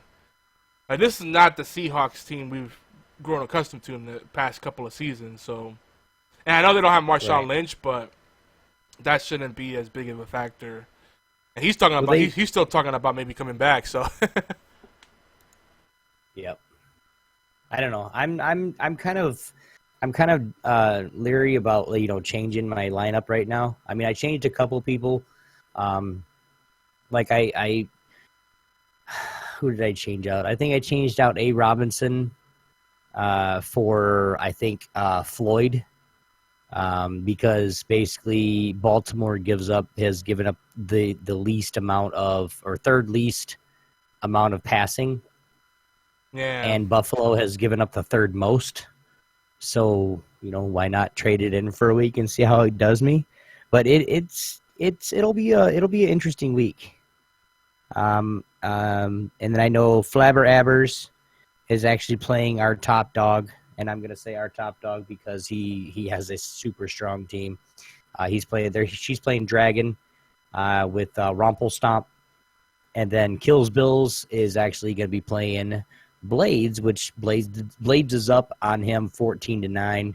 And Flabber Abbers has already got almost 15 points. Like, she gets crazy points, and it's got her to basically after 1:30, 2 o'clock, it has her starting to lose and never catching back up. Yeah, she's sitting on so much good talent. It's killing me. Well, she doesn't have it. Like, I mean, and we know we love you, Abby. We do. But like, no quarterback slot. I mean, you have Marshall from New Jersey hasn't practiced in almost a week. I mean, it's just, and then she's got Andy Dalton on the bench. She's got Drew Brees on the bench. She traded She traded Cam Newton for Drew Brees, which that's actually a 1-to-1 trade. I would That say is they're a pretty good close. trade, but she neither sat of him. them, both of them, Kills and Abby's have Drew Brees and have Cam Newton on the bench.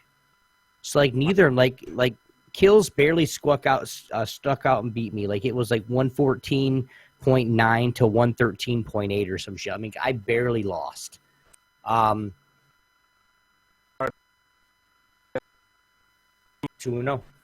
Not after this week. Sorry, bro. I am calling you out, dude. There is one thing I'm probably going to change, but I'm not going to tell you yet. So, got a couple days yet.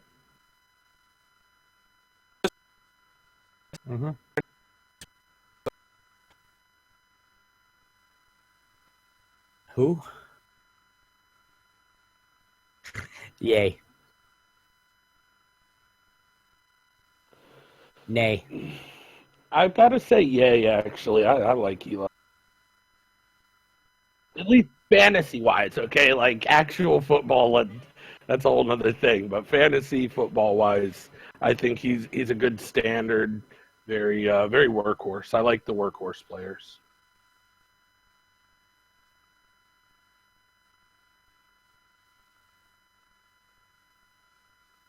The last couple of weeks, he has.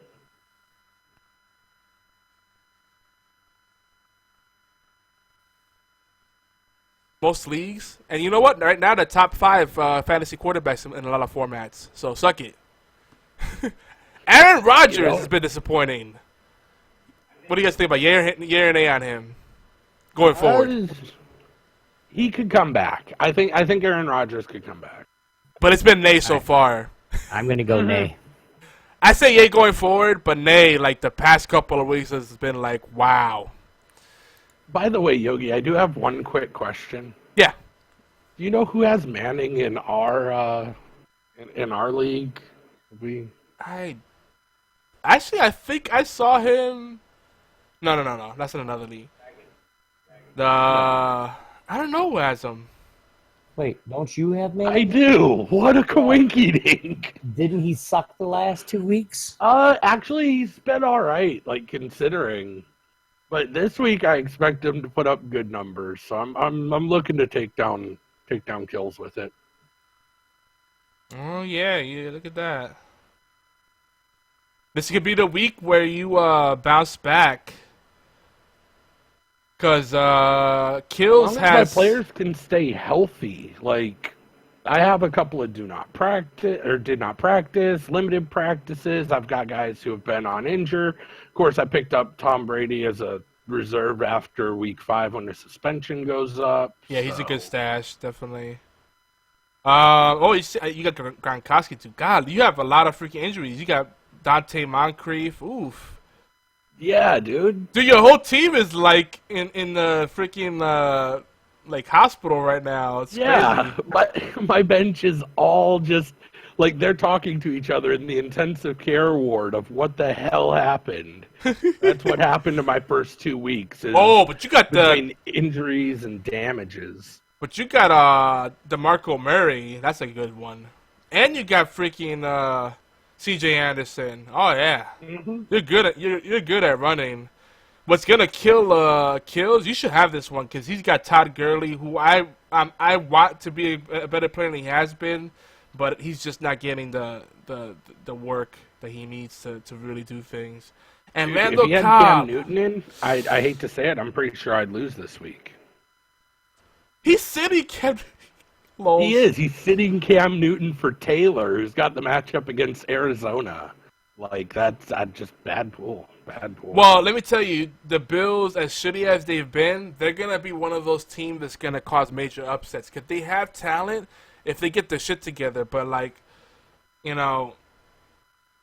But I like them stronger for their running game than their passing game right now. That's true, but, like, you know, I don't know. Their backfield's a little suspect. I think they're going to be more in the air because I liked them a lot when they had, like, C.J. Spiller. So, I don't know. It's, you know, I think they're struggling a little bit. Something's got to give, but they're gonna surprise people. I just have this feeling it's going to be one of those things like, you lost to the Bills? Randall Cobb is going to give you the win, more than likely. Great player. But, you know, you have Aaron Rodgers that's struggling. He's passing the ball a lot more. Like, the thing is, like, it's almost like the Saints offense where everyone's getting involved, but not effectively. Because, like, James Starks got targets. And I'm like, really? He's still playing for them? And Randall Cobb got, like, 1 target, maybe, I think. It was the last Packers game was really weird. So I think he got this game on lock. Anyway, let's continue with the list. So we talked about Aaron Rodgers and the Packers. How about Dwayne Allen, tight end, Indiana? Anybody? Yeah, nay? I'm gonna nay that. I don't know.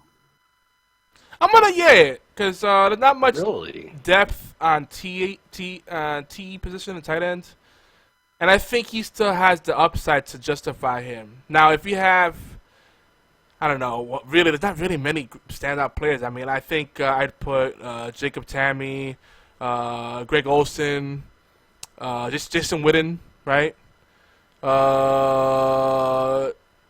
Kelsey. Kelsey would definitely go ahead of him.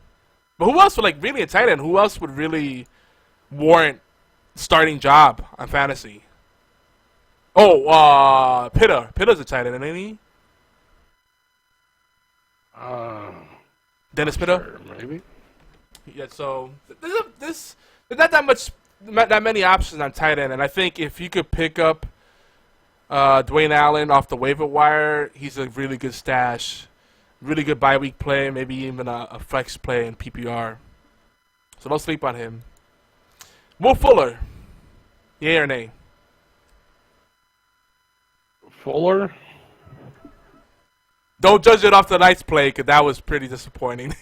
He scored like 7, 8 points in most leagues, sadly. I'm gonna say as a nay. I mean, if he's de-escalating hard now, there's no way I'm gonna be like, oh, that seems dumb. I think it's a fluke tonight, but because the Texans, they tend to be really pass heavy. So any team that's gonna pass the ball around a lot, and then you have a primary target, that's always a good play in my book. Especially if you're playing from behind most of the time, you're gonna pass. So I think you want to at least stash Fuller, especially where this is a tricky one because Jamal Charles is supposed. Some people are saying he's starting this week, but even if he does, they're gonna probably like ease him into the role. I jumped the gun and I gave up Ware in one of my leagues, but I'm stashing him wherever else I can. I don't know. I like him a lot. He's got a lot of talent. He can make catches and run the ball well. So yeah or nay on Spencer Ware? I'm gonna go yay. I'm gonna stick with nay on that. Really? Okay. I'm Really? a yay. I think he's actually gonna be more consistent than Jamal Charles right now. We'll see. Dak Prescott. Anybody? Yay. I say yay too. I like him better than Tony Romo right now. I will absolutely agree there. Des Bryant is a firm nay from me. I think he's overhyped, and I don't know. I don't see the big hype. I don't think he's gonna have the upside people think he will. What about you, Oolong? He's got talent. I'm not. That's one I'm not ready to give up on, honestly. He's got Probably the talent. should, but He's had some drops though, and they're not using him effectively. I feel like they're talking about like giving him shorter routes, easier routes to run.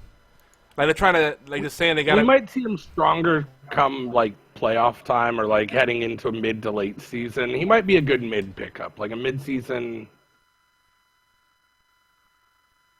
I think Dez's price right now is higher than what he's worth. Like if you get him on the cheap, like I don't know, maybe trade a Fuller for him. Then that's sure. But like if this was a guy that you spent like a early round pick, like round 5 or earlier, I feel sorry for you. I don't see it. Now, he is good for a certain minimal amount of points. I think he's good for at least 8 points a week. But, like, that upside isn't really there right now. I just don't see it. He's not going to have those explosive 20, 30-point games like some of these other receivers are going to have in PPR. The Gronk! Rob Gronkowski. Gronkowski. That's just a hard name for me. Yeah or nay? Nay.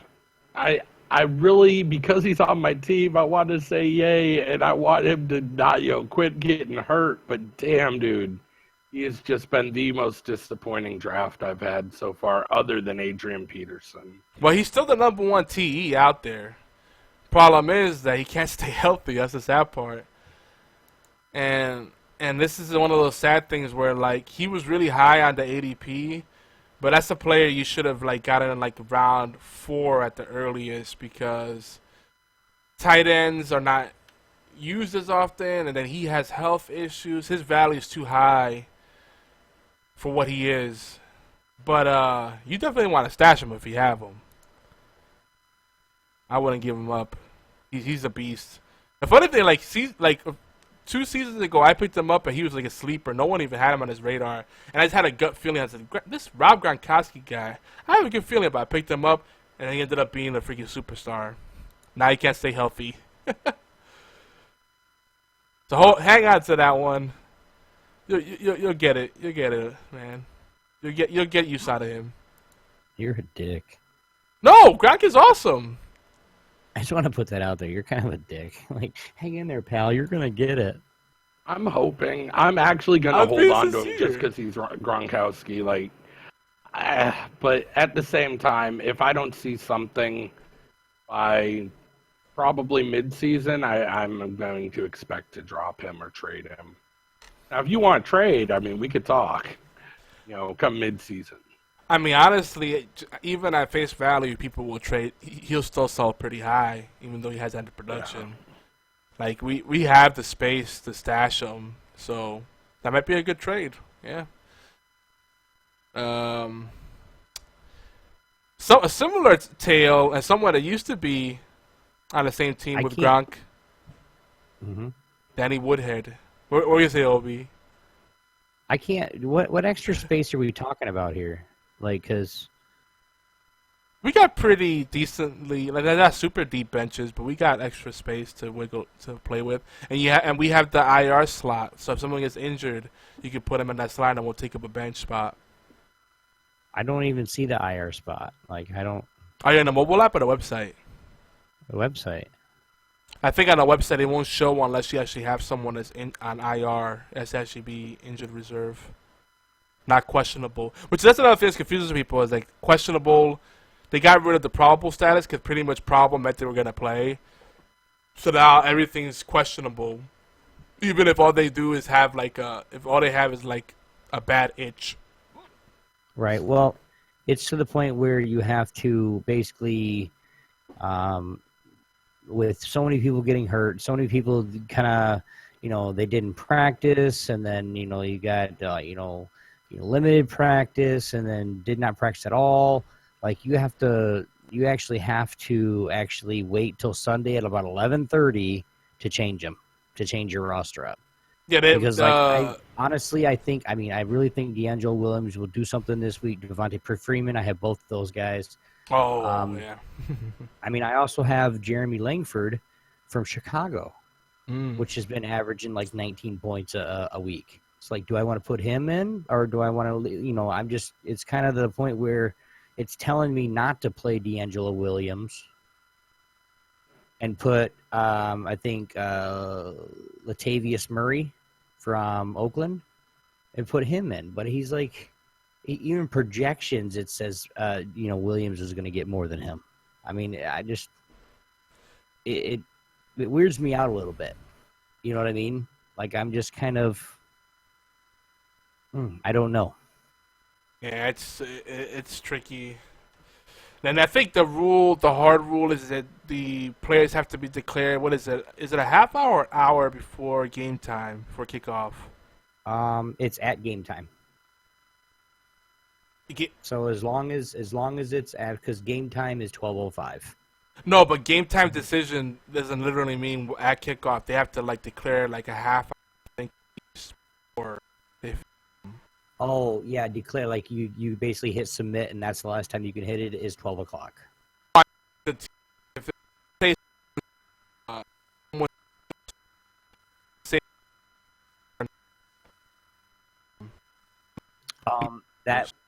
That'll be by that's an hour before. It's 11 o'clock. 11 o'clock Eastern time. What? He was. They're terrible. You go that too, but ESPN actually has like contracts with the different teams to make sure that they're the first to know. Like, as soon as something happens, you post it to them immediately.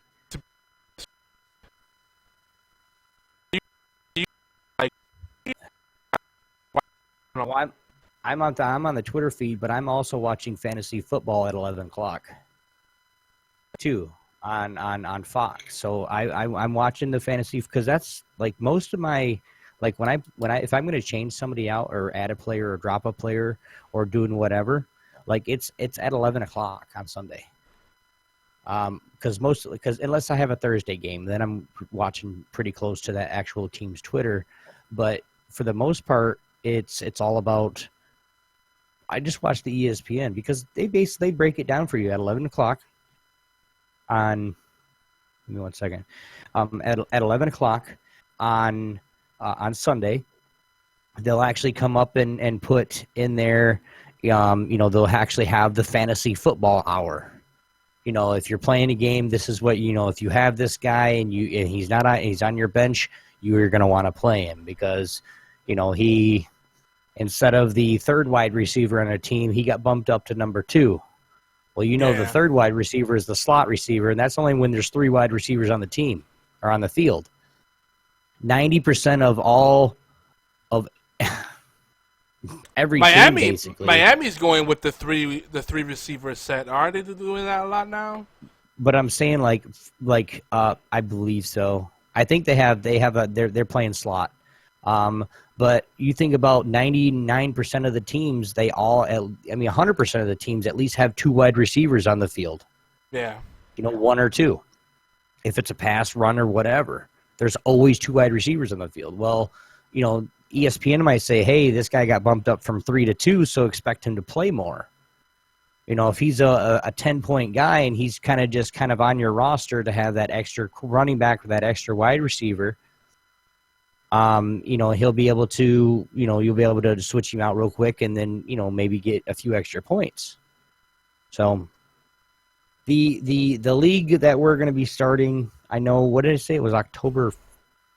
I have a notes here. You said October 15th. I think it was October 15th, week right? Week 6-ish. Week 6 is going to be the number one. And this is something that me and Yogi are going to get together and we're actually going to talk about, prior to doing this. We should do dual quarterback. That's fun as fuck. To have both quarterbacks in at once? 2 quarterbacks. I'm doing one of my leagues, and it's hilarious. We'll talk about it. Now, what I want to say before, because we're going to get into a little bit more discussion, but what I want to say is if anybody wants to play, you got to let us know. We're actually going to be, if I can get time with Yogi, I know he's a busy guy, and I've been busier than crap this last couple weeks with the organization and everything, but when we get together this week, we'll actually have a definitive decision on what we're going to do, and we'll maybe go over it next HorsePLAY. On what the league is going to be. It's going to be, I want 16 teams, guys. So 16 people. I don't care if you're already in a league. Yogi's in 3. So he's going to try to do it. Well, Yogi will try. I don't know if I've convinced Blades or not to actually play with us, but I think he's going to try. And then I know Dragon will. And I know Kill said he wanted to do it. So I haven't talked to Abby lately, so I don't know if she wants to. But we got at least 4 people right now. So if you guys want to, we definitely want 16 teams. That's 4 teams per division for 4 divisions. Top 2 make it to the playoffs, and so on. Well, at least 10, 12. I think that's a good number. 16 is really hard to do. 12 minimum. Really, 12 minimum, because I really want. We got 2 divisions right now, and there's only 6 teams, so there's only 3 of us. So basically, I think I have it set up for the top 2 to make it for the playoffs. But I mean, that's it's all good. But this is the first year of the TSE league, so that it'll be actually bigger next year. So, and basically, it'll be taking the spot of the new one that we're starting. So we'll only have one, or I'll only have one, and then I'll be actually. Providing I can get the message from Yogi, it was my fault probably, but providing I get it, I'll be doing one with him with Geeky Antics too. So, but anyway, Yogi, next topic. So Danny Woodhead out for the season. I'm still really big on him. Shame that he's out. I'm gonna miss him. So you guys are big on him, yay, nay? Woodhead. If you have to think about it, it's a nay. I'm gonna say nay because it's just. It's one of those things where I really didn't like him in the beginning, just because of his attitude and what he brought to the table. What he brought to the table was good. I mean, he knew his position, knew what he was doing, but it just the attitude really threw me off. Pass catching running back, though. I mean, a lot of these people are no Boy Scouts. A lot of these guys have shitty attitudes. I mean, but for fantasy purposes, he's great. Brandon Marshall. Yeah or nay? I don't know. I gotta What'd say, you say? I think. What'd you say? Yay for Brandon Marshall. I want to say yeah because I love the guy, and I see him do some amazing stuff. But I have a feeling again he's another one of those guys that's great on paper, but is not gonna really deliver what we'd hope for him. Dude. And it might be big part of it might be the team he's on, but we shall see. Willie Snead, Saints. I have no idea who he is. One of the many targets in New Orleans. Or New Orleans, if you prefer. See, and that in itself would be a nay for me. But the difference with this one is that he's actually being consistently targeted. Last week he did 24 points for me. That's not too bad. Or was Nice. it 30? Something like that. So Willie Snead, still available in a lot of leagues. I know I've said before, avoid Saints players because Drew Brees spreads the ball around a lot. But this is one of the players on the offense that we'll trust. He's a preferred target. There's chemistry there. We were talking about Adrian Peterson. Arian Foster, another disappointment. I think the talent's still there, but man, he just can't stay healthy. He's got a bad toe, rusty knee, ball cheese. I mean, Jesus. I don't know. He's not getting performances. I mean, dude, I don't think he's broken 8 points so far. And it's such a stark contrast from what he was in his rookie year. Like, he was a beast. Like, it makes you wonder. Rookie year. Let's look what he was doing, 1 or 2 seasons ago. Yeah, I mean, Rumble, dude. Even rumble. Even half of that I'd be happy with. But I'm fortunate I don't own him in any leagues, but I still would feel like I would want to stash him just because I know the player he can be. And I can't get away from that narrative. Legarrette Blunt. I was Blunt. I was fucking up his name. Yeah or nay on him? Don't even know who he is. Patriots? Nope, no clue. I'd say yay for LeGarrette Blunt. He could, I mean... I'd say yay too. Strong offense. It's close. It's close, honestly. I could go either direction with it, but I'll give him the yay. The guy that I like better that's still on waiver wires as well is Giovanni Bernard. I think he has more upside. And he's looking good making those catches as well. So anytime a running back can also be a target in the air, I'm all for it. So I'm yay with Giovanni Bernard. Even if his team isn't that great. Nothing from you guys? No? No. I mean, I pretty much, like I said, he's right on that edge, dude. Like, because the problem is, I could have the greatest player on earth, but if I don't have a good enough team to let him showcase his talent, to take the risk he's on him, gonna fall short. It'll hurt his numbers. Yeah, that's true. Well, how about D'Angelo Williams, Obi's boy? I gotta say yay on him. I would like to own him. Oh, I can't wait for Obi to chime in on D'Angelo Williams. What? The silence will say. D'Angelo Williams, homie. Yay. How about Lamar Miller?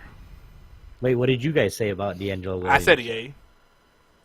Good, because he's on my team, and I hope he whoops your ass this week. And this week I say nay on him, though. Just this week. I'm starting to say nay on him this week, too, because I'm looking at a lot of his practice stuff, and they're talking like he might not even play. Well, see, that's another thing that's really weird this year. I got Jeremy Langford, and I got Latavius Murray, so... Latavius Murray is good, too, and that's a tough one. But he's playing Tennessee, and Tennessee, has given up the fewest points to a running back in fantasy Yeah. football. So I might have to play Jeremy Langford versus Dallas. So I don't know. because Dallas defense, their offense is something, sort of. But Dallas defense is just terrible. That's all I got to say about it. Dallas is That's all pretty I got terrible. to say about that. Period this year. But, anyway. How about Lamar Miller? Yay or nay? Nay. I'm Yay. gonna say go yay yay. on him. I'm gonna say yay on him. Partly because I own him in a few leagues. Last one I have listed here is Jordy Nelson. Packers. He's back. He's back from a long injury, little break. Yeah, he's looking good. an A. Really?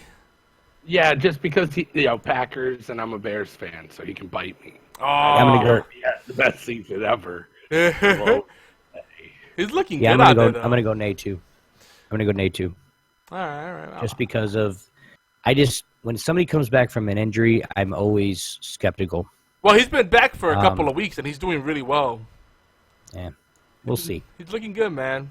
He's definitely I'm going the feature receiver over there in the Packers.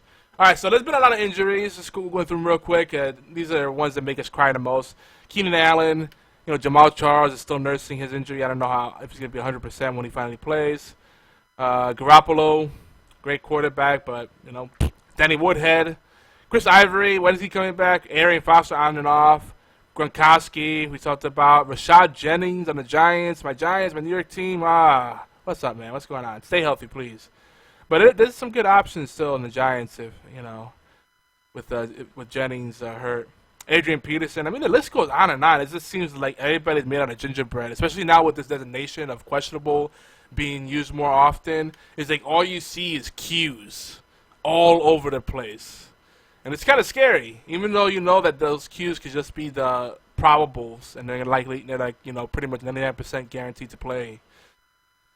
Some value pickups we recommend. Tyrell Williams, San Diego Chargers, still a lot of potential there. I know, what's his name, Benjamin is still the main target there, but they have a lot of options there. And Phillip Rivers, man, he's been spreading the ball around a lot and effectively, and that team's looking good. Even with Keenan Allen out, even with now Woodhead out, they're still doing things, man. So I think Tyrell Williams is going to have increased value as their options wind down a bit. And they signed a new player, didn't they? Didn't the Chargers sign Dexter McCluster? They're going to do like a committee approach with Melvin Gordon. Is that the case? Something like that I was reading up on. So Chargers is going to be a team to watch, man. They're a big surprise this year. And I've always been a fan, but especially this year, I think people are underestimating how effective they'll be for fans and also for fantasy, definitely for fantasy. Another value pickup on these Giants, right? Yeah, Shane Vereen. Not on that many people radars, but he's good for at least 6 to 8 points if you're in a pinch, worth picking up. And I have a feeling his workload's going to increase, so that's another thing to think about, especially with Jennings not staying healthy. Bradford probably not up Sanford for his he broke records on his debut quarterback. He was the first. He was the was, but his quarterback's debut team do X whatever. Well, I mean, amazing. He looked there. So Sam Bradford, if you don't have him on your radar, you should have him on your radar. Just saying. Some other value pickups: Matt Jones, Mike Wallace, Dennis Pita, Julian Edelman is for some reason on waiver wires in some leagues. Sterling Shepard, same thing, kind of weird. Now I know we gotta start wrapping up, but some sell high prospects. These are people that might be reaching their peak, and you might want to get rid of them now before their value drops. One of my picks is Willie Snead. I love him. But again, it's like one of those risky things. If you don't, if you don't have a better option, hold on to him. But again, like I think Fada was kind of referring, kind of alluding to it. You can't trust the Saints players because Drew Brees spreads the ball so much, which is part of the reason it's infuriating owning, some of the players. And they're like Mark Ingram, like, yeah, if he gets the ball, he'll be great. But if he gets the ball, that's the problem. Yeah, big if. Dak Prescott with Tony Romo coming back soon. Probably tend to sell him off high while he still has some games left. But again, there's always a risk with these things. But if you can get a really nice stud or a 2-for-1 trade, might be worth it. Another one, I know you'll love this one because you hate the Packers. Eddie Lacy, get rid of him. I'm stashing him in like one league because I kind of have to, but it's like they don't really use him. He's great at running. Once he picks up steam with a rush, like there's no stopping him. But like the Packers don't seem to want to really use him as much. So I don't know what the deal is there. The offense is weird. Randall Cobb, similar story. Brandon Marshall, again, I don't know. I say this with reservations, but I think it might be time to sell him high while you still can. Maybe pick him up for a more reliable wide receiver or to fill up a gap you have in another position. Devontae Parker, I want to believe the hype. He had a nice week, scoring around 19 points, fantasy points in a lot of leagues or more. But I still have trouble trusting him. Same thing with like Mike Evans and Marcus Whedon. Are there any players you guys recommend that you don't trust enough to hold on to? Like the upside might be there, but you'd rather have someone that's more reliable? Like a Frank Gore? Let's see. It's tough, dude. Like,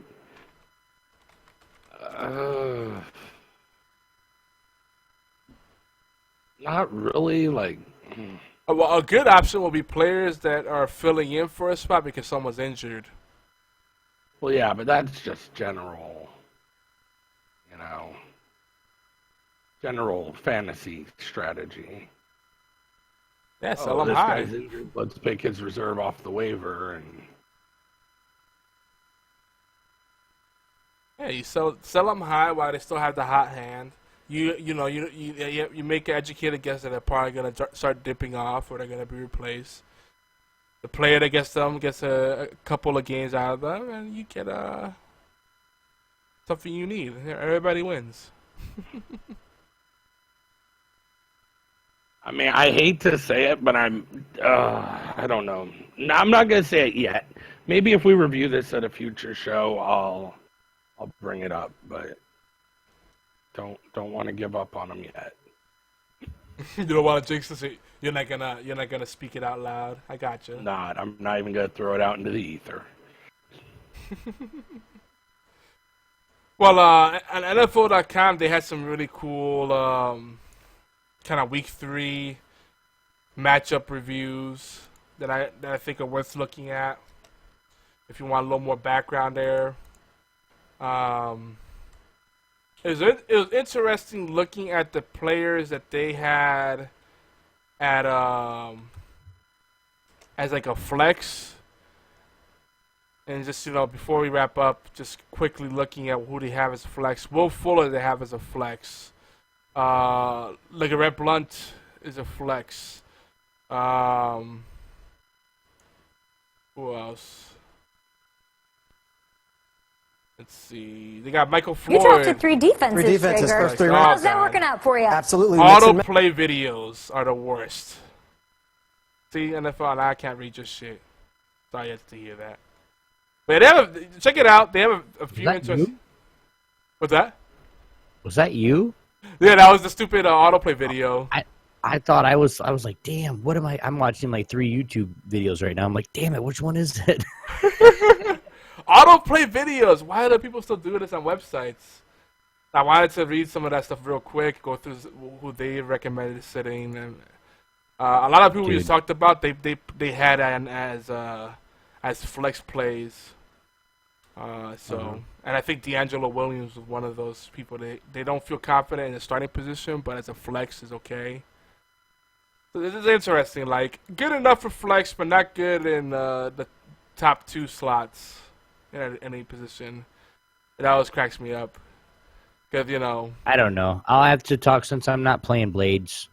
Since I'm not playing Blades this week, I'll actually talk to him and, see what he thinks. Of course, I'm going to be, I'm going to be watching my ESPN and all that other stuff that I watch every week. So we'll figure it out. Right? I mean, like me and you, I'm slated for like 118. You're slated for like 113. So it's going to be a really close week anyway.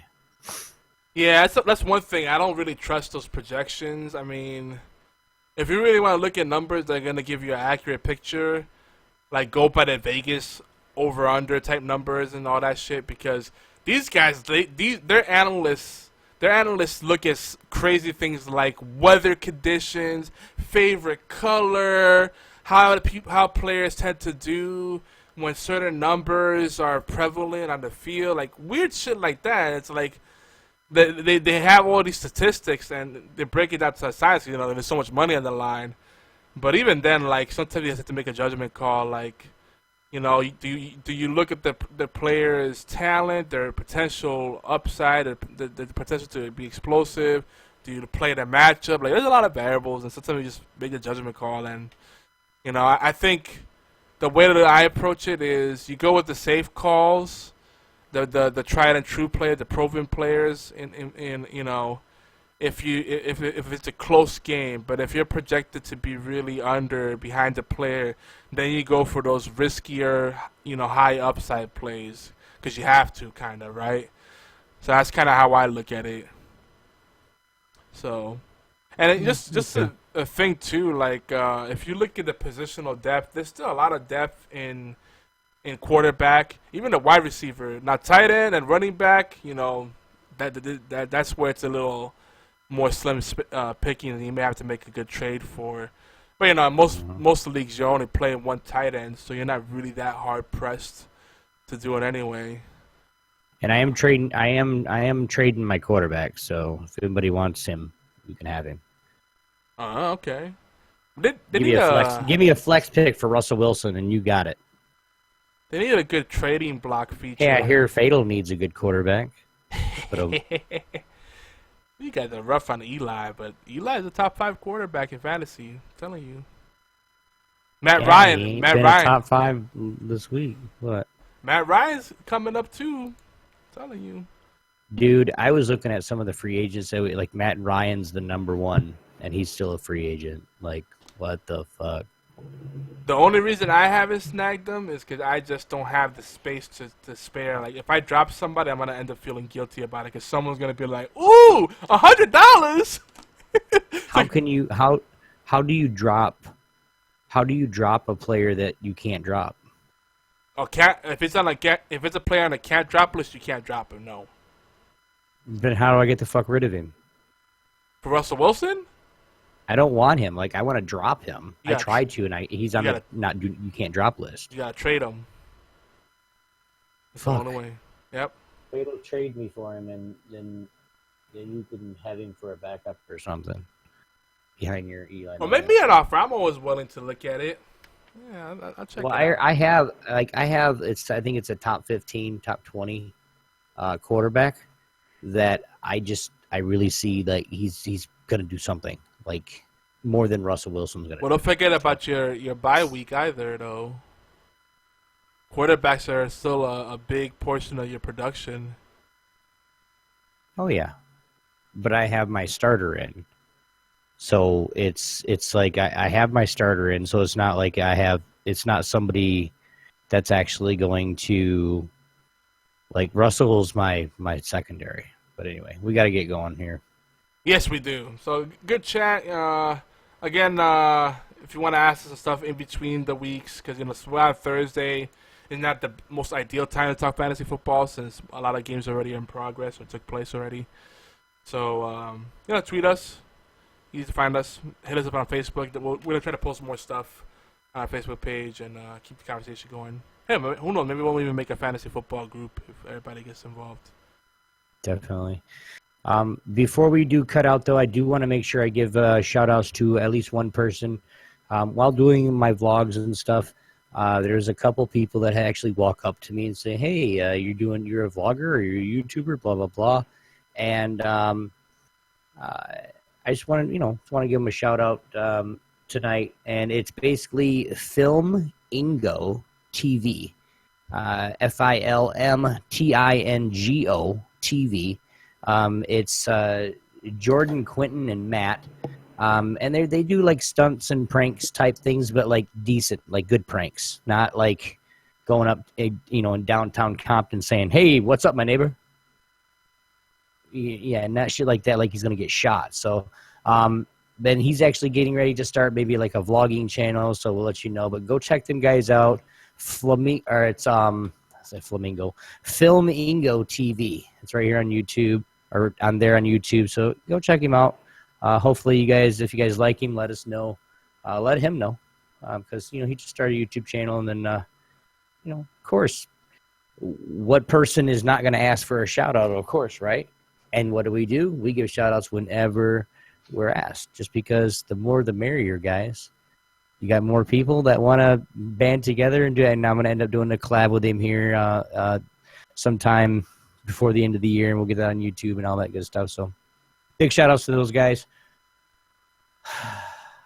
You guys can find, I'll just do mine. You guys can find me, of course, at Obi1X2, TSC Obi-Wan Kenobi on YouTube, and, of course, on Twitter at TSC Obi-Wan. Yeah. Fatal Humble, where can people find you, sir? All right, so looking for me, you can find me probably primarily streaming at twitch.tv/F8TL_Blades. You can find me on Twitter at two locations, F8TL Blades or TSE Blades. I'm going to be getting both of those up and active again. Other than that, all sorts of places. Sometimes I hang out and I'm just kind of around. Every now and again, the corner store. I don't know. You'll find me. If you're looking for me, you can find me. Word. Yog, how about you? Where can I find you at, man? I'm Yogizilla everywhere. Xbox Live, Steam, Twitter, Tumblr, Facebook, all that good stuff. And I'm getting back into more into the Xbox stuff. Want to get more into that, budget more time to game and just relax and reconnect with everybody. Can't always stay on the grind, so if you want to play games, let's connect. Let's do some stuff. We can talk more football or whatever. How about fall TV? A lot of good stuff coming out right now. Gotham, definitely, oh my God, Gotham. Oh, so good. Anyway. Now, if you guys have any of your own thoughts that you'd like to add from any of our topics on the show tonight, no matter what it is, my OB on the podium moment, fantasy football, or just something we didn't even talk about, let us know. You guys can leave us a voicemail /text 646-801-2149. That's 646-801-2149. And or then we'll respond live. Now, you guys can also email us at mail@geekyantics.net. But for now, HorsePLAY Live is everywhere you listen to or download awesome podcasts, including allgames.com, Google Play Music to iTunes, Player FM, Stitcher, and TuneIn Radio. A lot of them, so we're everywhere. Please take out a few minutes, thumbs up, favorite, subscribe, and share. Even better, we love some comments, reviews, guys. You have no idea how it helps the channels and the network grow just from those comments and reviews. It's quick, it's easy, it really helps us out. Huge thanks to all those who have been promoting our content. We really appreciate it. You guys like eye candy? So do we. You guys can check us out on YouTube and a highlight on Twitch, youtube.com/geekyantics, and right here on twitch.tv/geekyantics for the highlight. But here on Geeky Antics Network, in collaboration with All Games Radio Network, we have tons of shows that we cover with a wide spectrum of topics. We can't possibly plug them all, so we're not going to try. But you guys can go find your favorite show at geekyantics.net/schedule. And you can check out some of our flagship shows in our Twitch profile and aggregate feed over at geekyantics.net/podcasts. Don't forget, guys, the intros and outros for Geeky Antics and, of course, HorsePLAY Live is brought to you royalty-free by TechnoX. That's Techno with a K, technox.com. Go check him out. He's got thousands of songs and remixes that he's done himself, and you can use them for free. hence the royalty-free. But for now, guys, we really appreciate you guys watching. If you guys are listening to us on allgames.com, the Dead Pixel Live Power Ranking Show is up, followed by Knuckleballer Radio at Thursday at 9 p.m. Eastern Time. Be sure to hang out in the chat room by clicking the live or the chat button. Now, our friends, remember, we say it every week, so we're going to keep reminding you, our friends at the B-Team Podcast, remember, they moved to Tuesday at 9 p.m. Eastern Time on our unofficial sister network, All Games Radio Network. But as for us, guys, oh, yeah, don't forget, Thursdays at 9 as well, 9 p.m. Eastern, right here, actually not here, soon, hopefully, but on Gaming Death on Twitch. Go check them out. That's Chris Gannon. What's his partner's name? I forgot. Chris Caleb? and Caleb. Yes, Chris Gannon, Caleb, and Chris's girlfriend / wife / partners, whatever she is. We love you, dear. Go check them right out on Gaming Death, 9 p.m. Eastern Time on Thursdays. That's right before HorsePLAY Live. So that's that from us, guys. This is Obi1X2. Got my cohort, YogiZilla, and, of course, the third co-host, because he's not a guest anymore, Fatal Blades. We'll see you guys next week. Peace. Dolphin. You mean sucks, right? Play the music.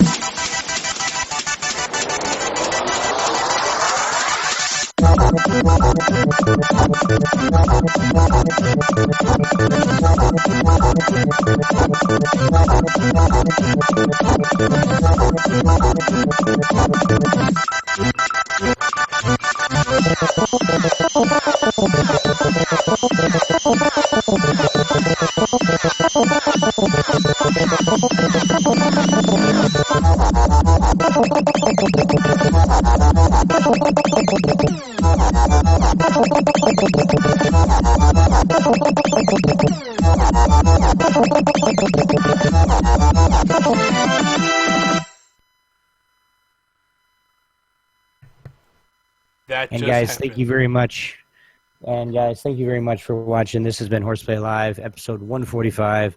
As from me, Obi1X2, or TSC Obi1, YogiZilla, and all the crew here at geekyantics.com. We really appreciate you guys. Thank you very much. And remember, if you want to be a part of us, all you got to do is say so. We'll see you guys next week. Peace. Potatoes.